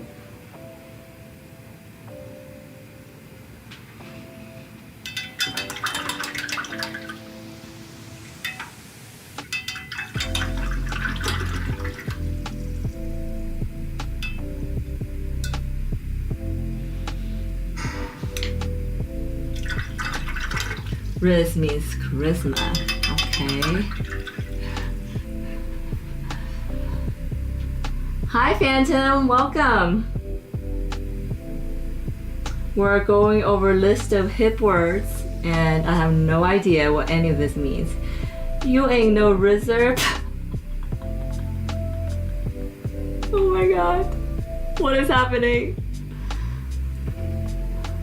You are chopped. What does that mean? Rizzler. I mean, a Rizzler, somebody with charisma, I'm guessing.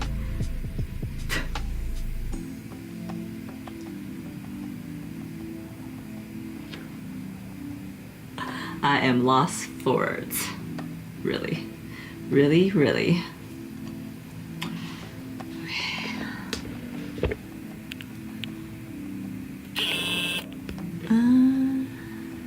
Let's see.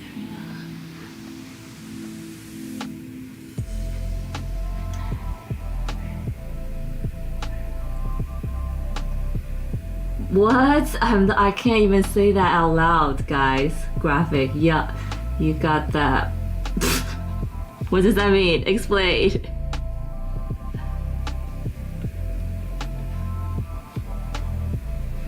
I can't even say that out loud.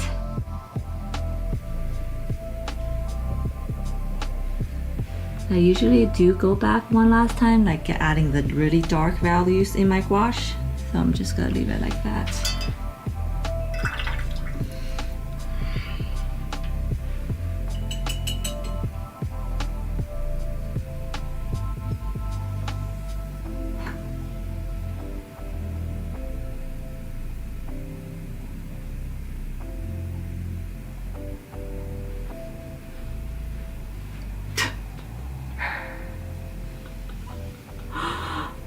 There were another shrimp sizzle on the chrism and okay, that part I'm sure it's not new. That's like really old.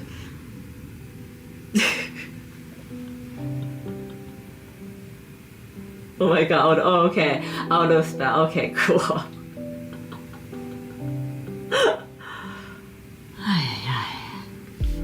I do know that I should check that actually. I do know that there is a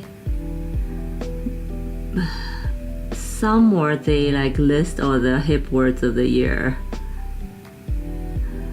I don't know if any of these are in it. So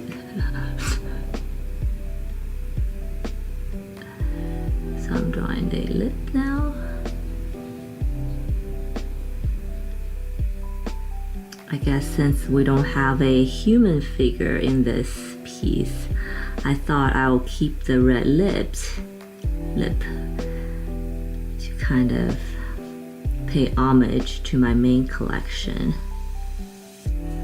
And I thought it's funny and cheeky because my orbits don't have mouths, so they can't really eat. So she has a fake mouth, I guess. Hence my title of this piece, Irrational Temptation.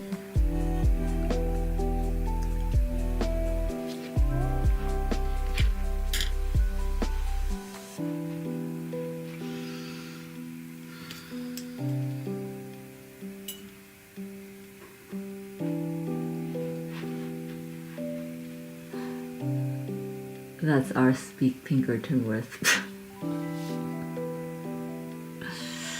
Yes, that's like Snoop Dogg. Yes, Snoop Dogg. That's our generation, yes. Hilarious.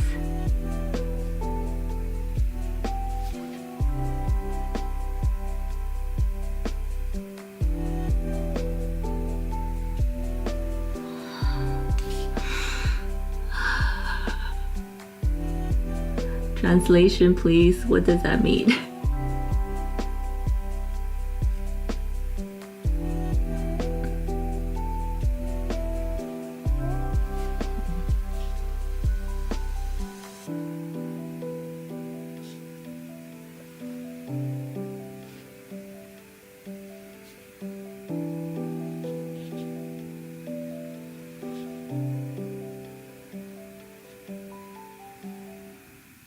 Also realize drawing tiny mouse is kind of hard.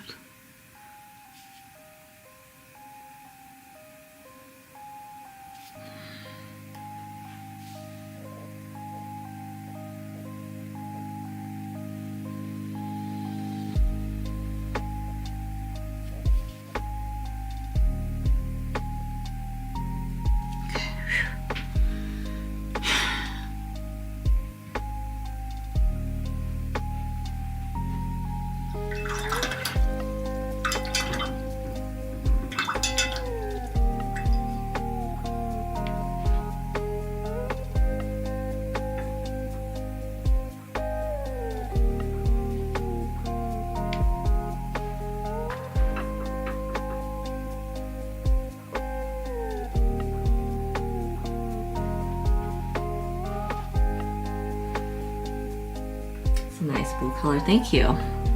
It is a mixture of turquoise blue, some green, some yellow, and a tiny bit of burnt sienna. I know. I do think it's the nuance in the color that makes all the difference.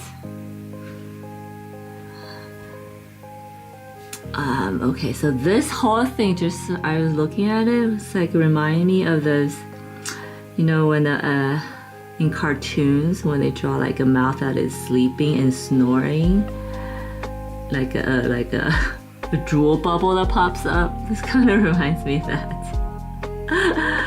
So let's go with it. It can't eat, so it's resting, hence drooling. Drool bubble. It's kind of funny.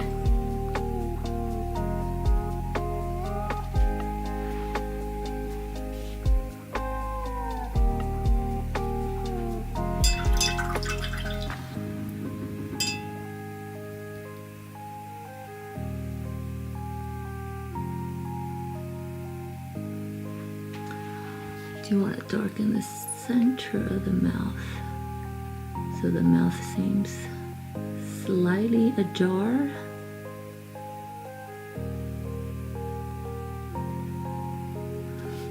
And I probably should use a smaller brush.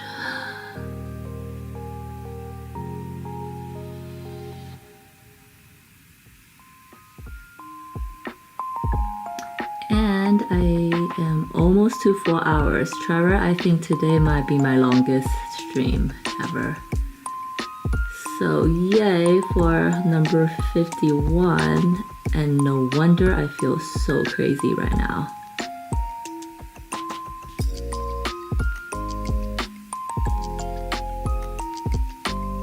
So I'm starving, I think.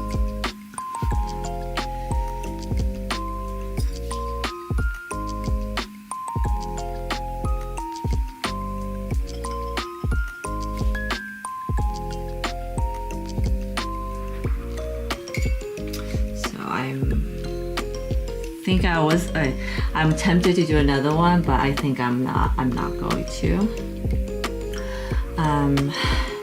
But while we're here, let's add these. Do you want to add this darker, blend in those darker colors?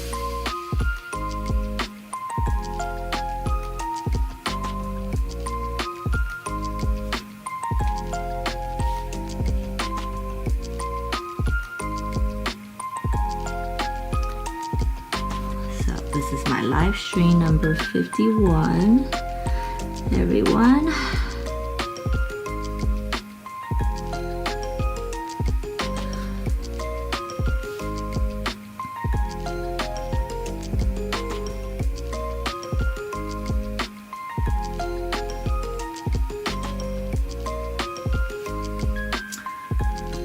So I get my improving or actually making it worse? I don't know. You're about to do your workout, yes. Nice. No more push streams. They are going to be long.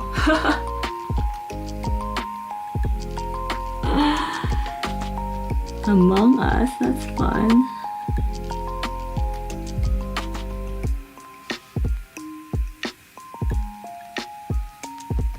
I know, I think in my world quick stream doesn't happen because it just takes me so long to set everything up that I'm not gonna do it 30 minutes if it takes me 30 minutes to set up.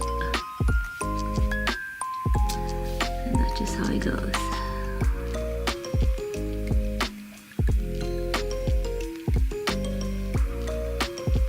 But although today it took me not as long, so that means I'm getting more efficient.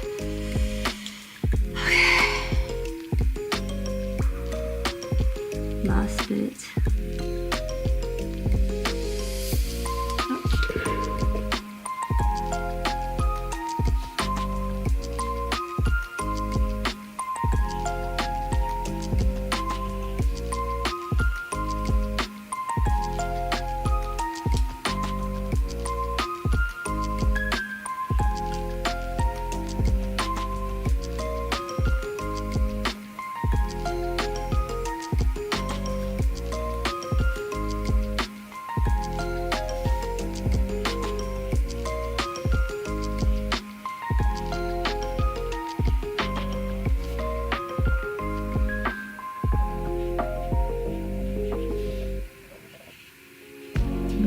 Eyelids area slightly darker.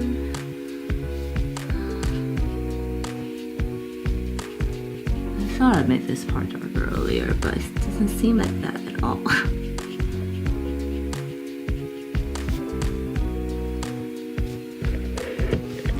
In this corner.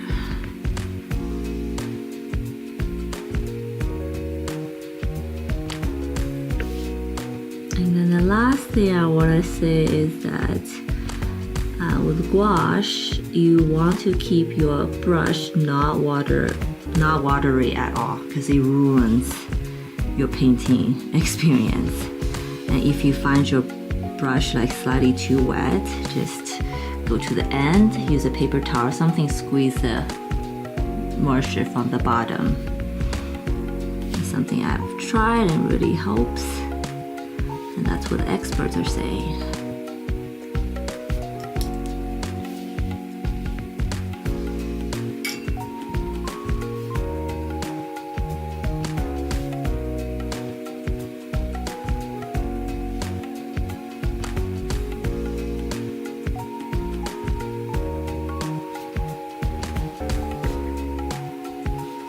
It's gonna dry.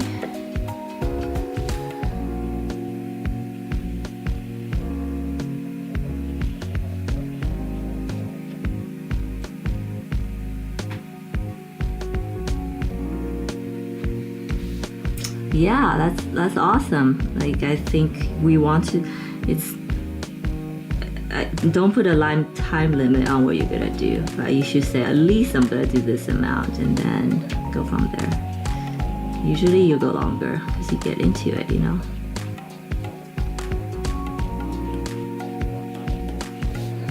Oof.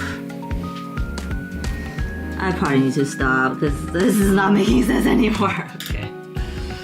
Okay, guys. Yay for my longest stream ever, or one of my longest.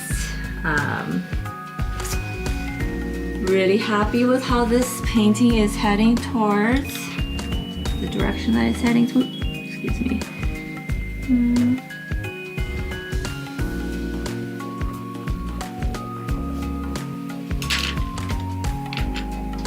Let's take a look. I actually made a lot of progress today, more than I thought. This is my macaroon shell and my little orbit creatures. I have 1, 2, 3, 4 more to go.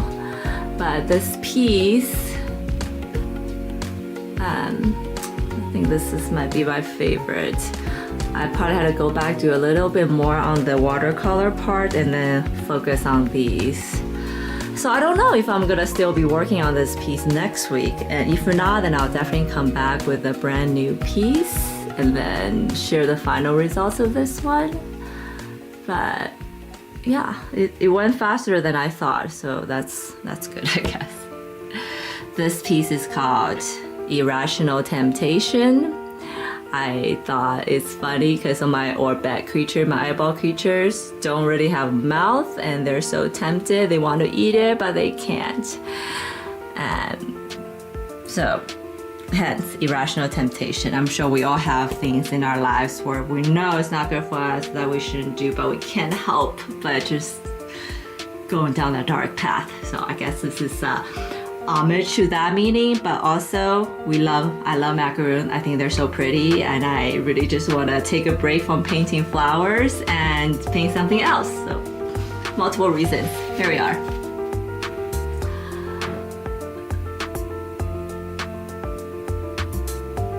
Yeah, I'm so glad everybody was able to catch me today. I went a little bit long today, so apologize if you have other plans, but thank you so much everyone for hanging out with me, spending the past 4 hours with me, watching me paint and watching me struggle through some parts of it, but also really loving the end result. Yeah, so thank you guys for being here, and if you're new, if you haven't done so already, please hit that follow or subscribe button, and like this stream, share this with somebody else. It will really help with my artistic journey. I hope you enjoyed today's painting and my process and maybe learned a couple things. If you have any questions about any of this, you're more than welcome to leave me a comment or DM me or whatever it may be. I'm here to answer your questions and have a talk about art, really. And like I said, oh wait, that's not, sorry Trevor, I said I won't be available for the next couple weeks, but it's not true. I will be live streaming at this time. I start at 11 a.m. Pacific time.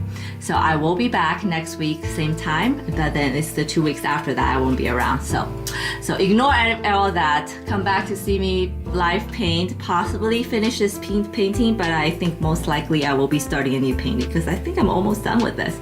Well, not almost done, like 60%, but I think I'll probably be able to finish over the weekend. So that's that, and I will see you guys next week. Have an amazing rest of the day and have an amazing rest of the week. Happy 4th for those of you who are in the US.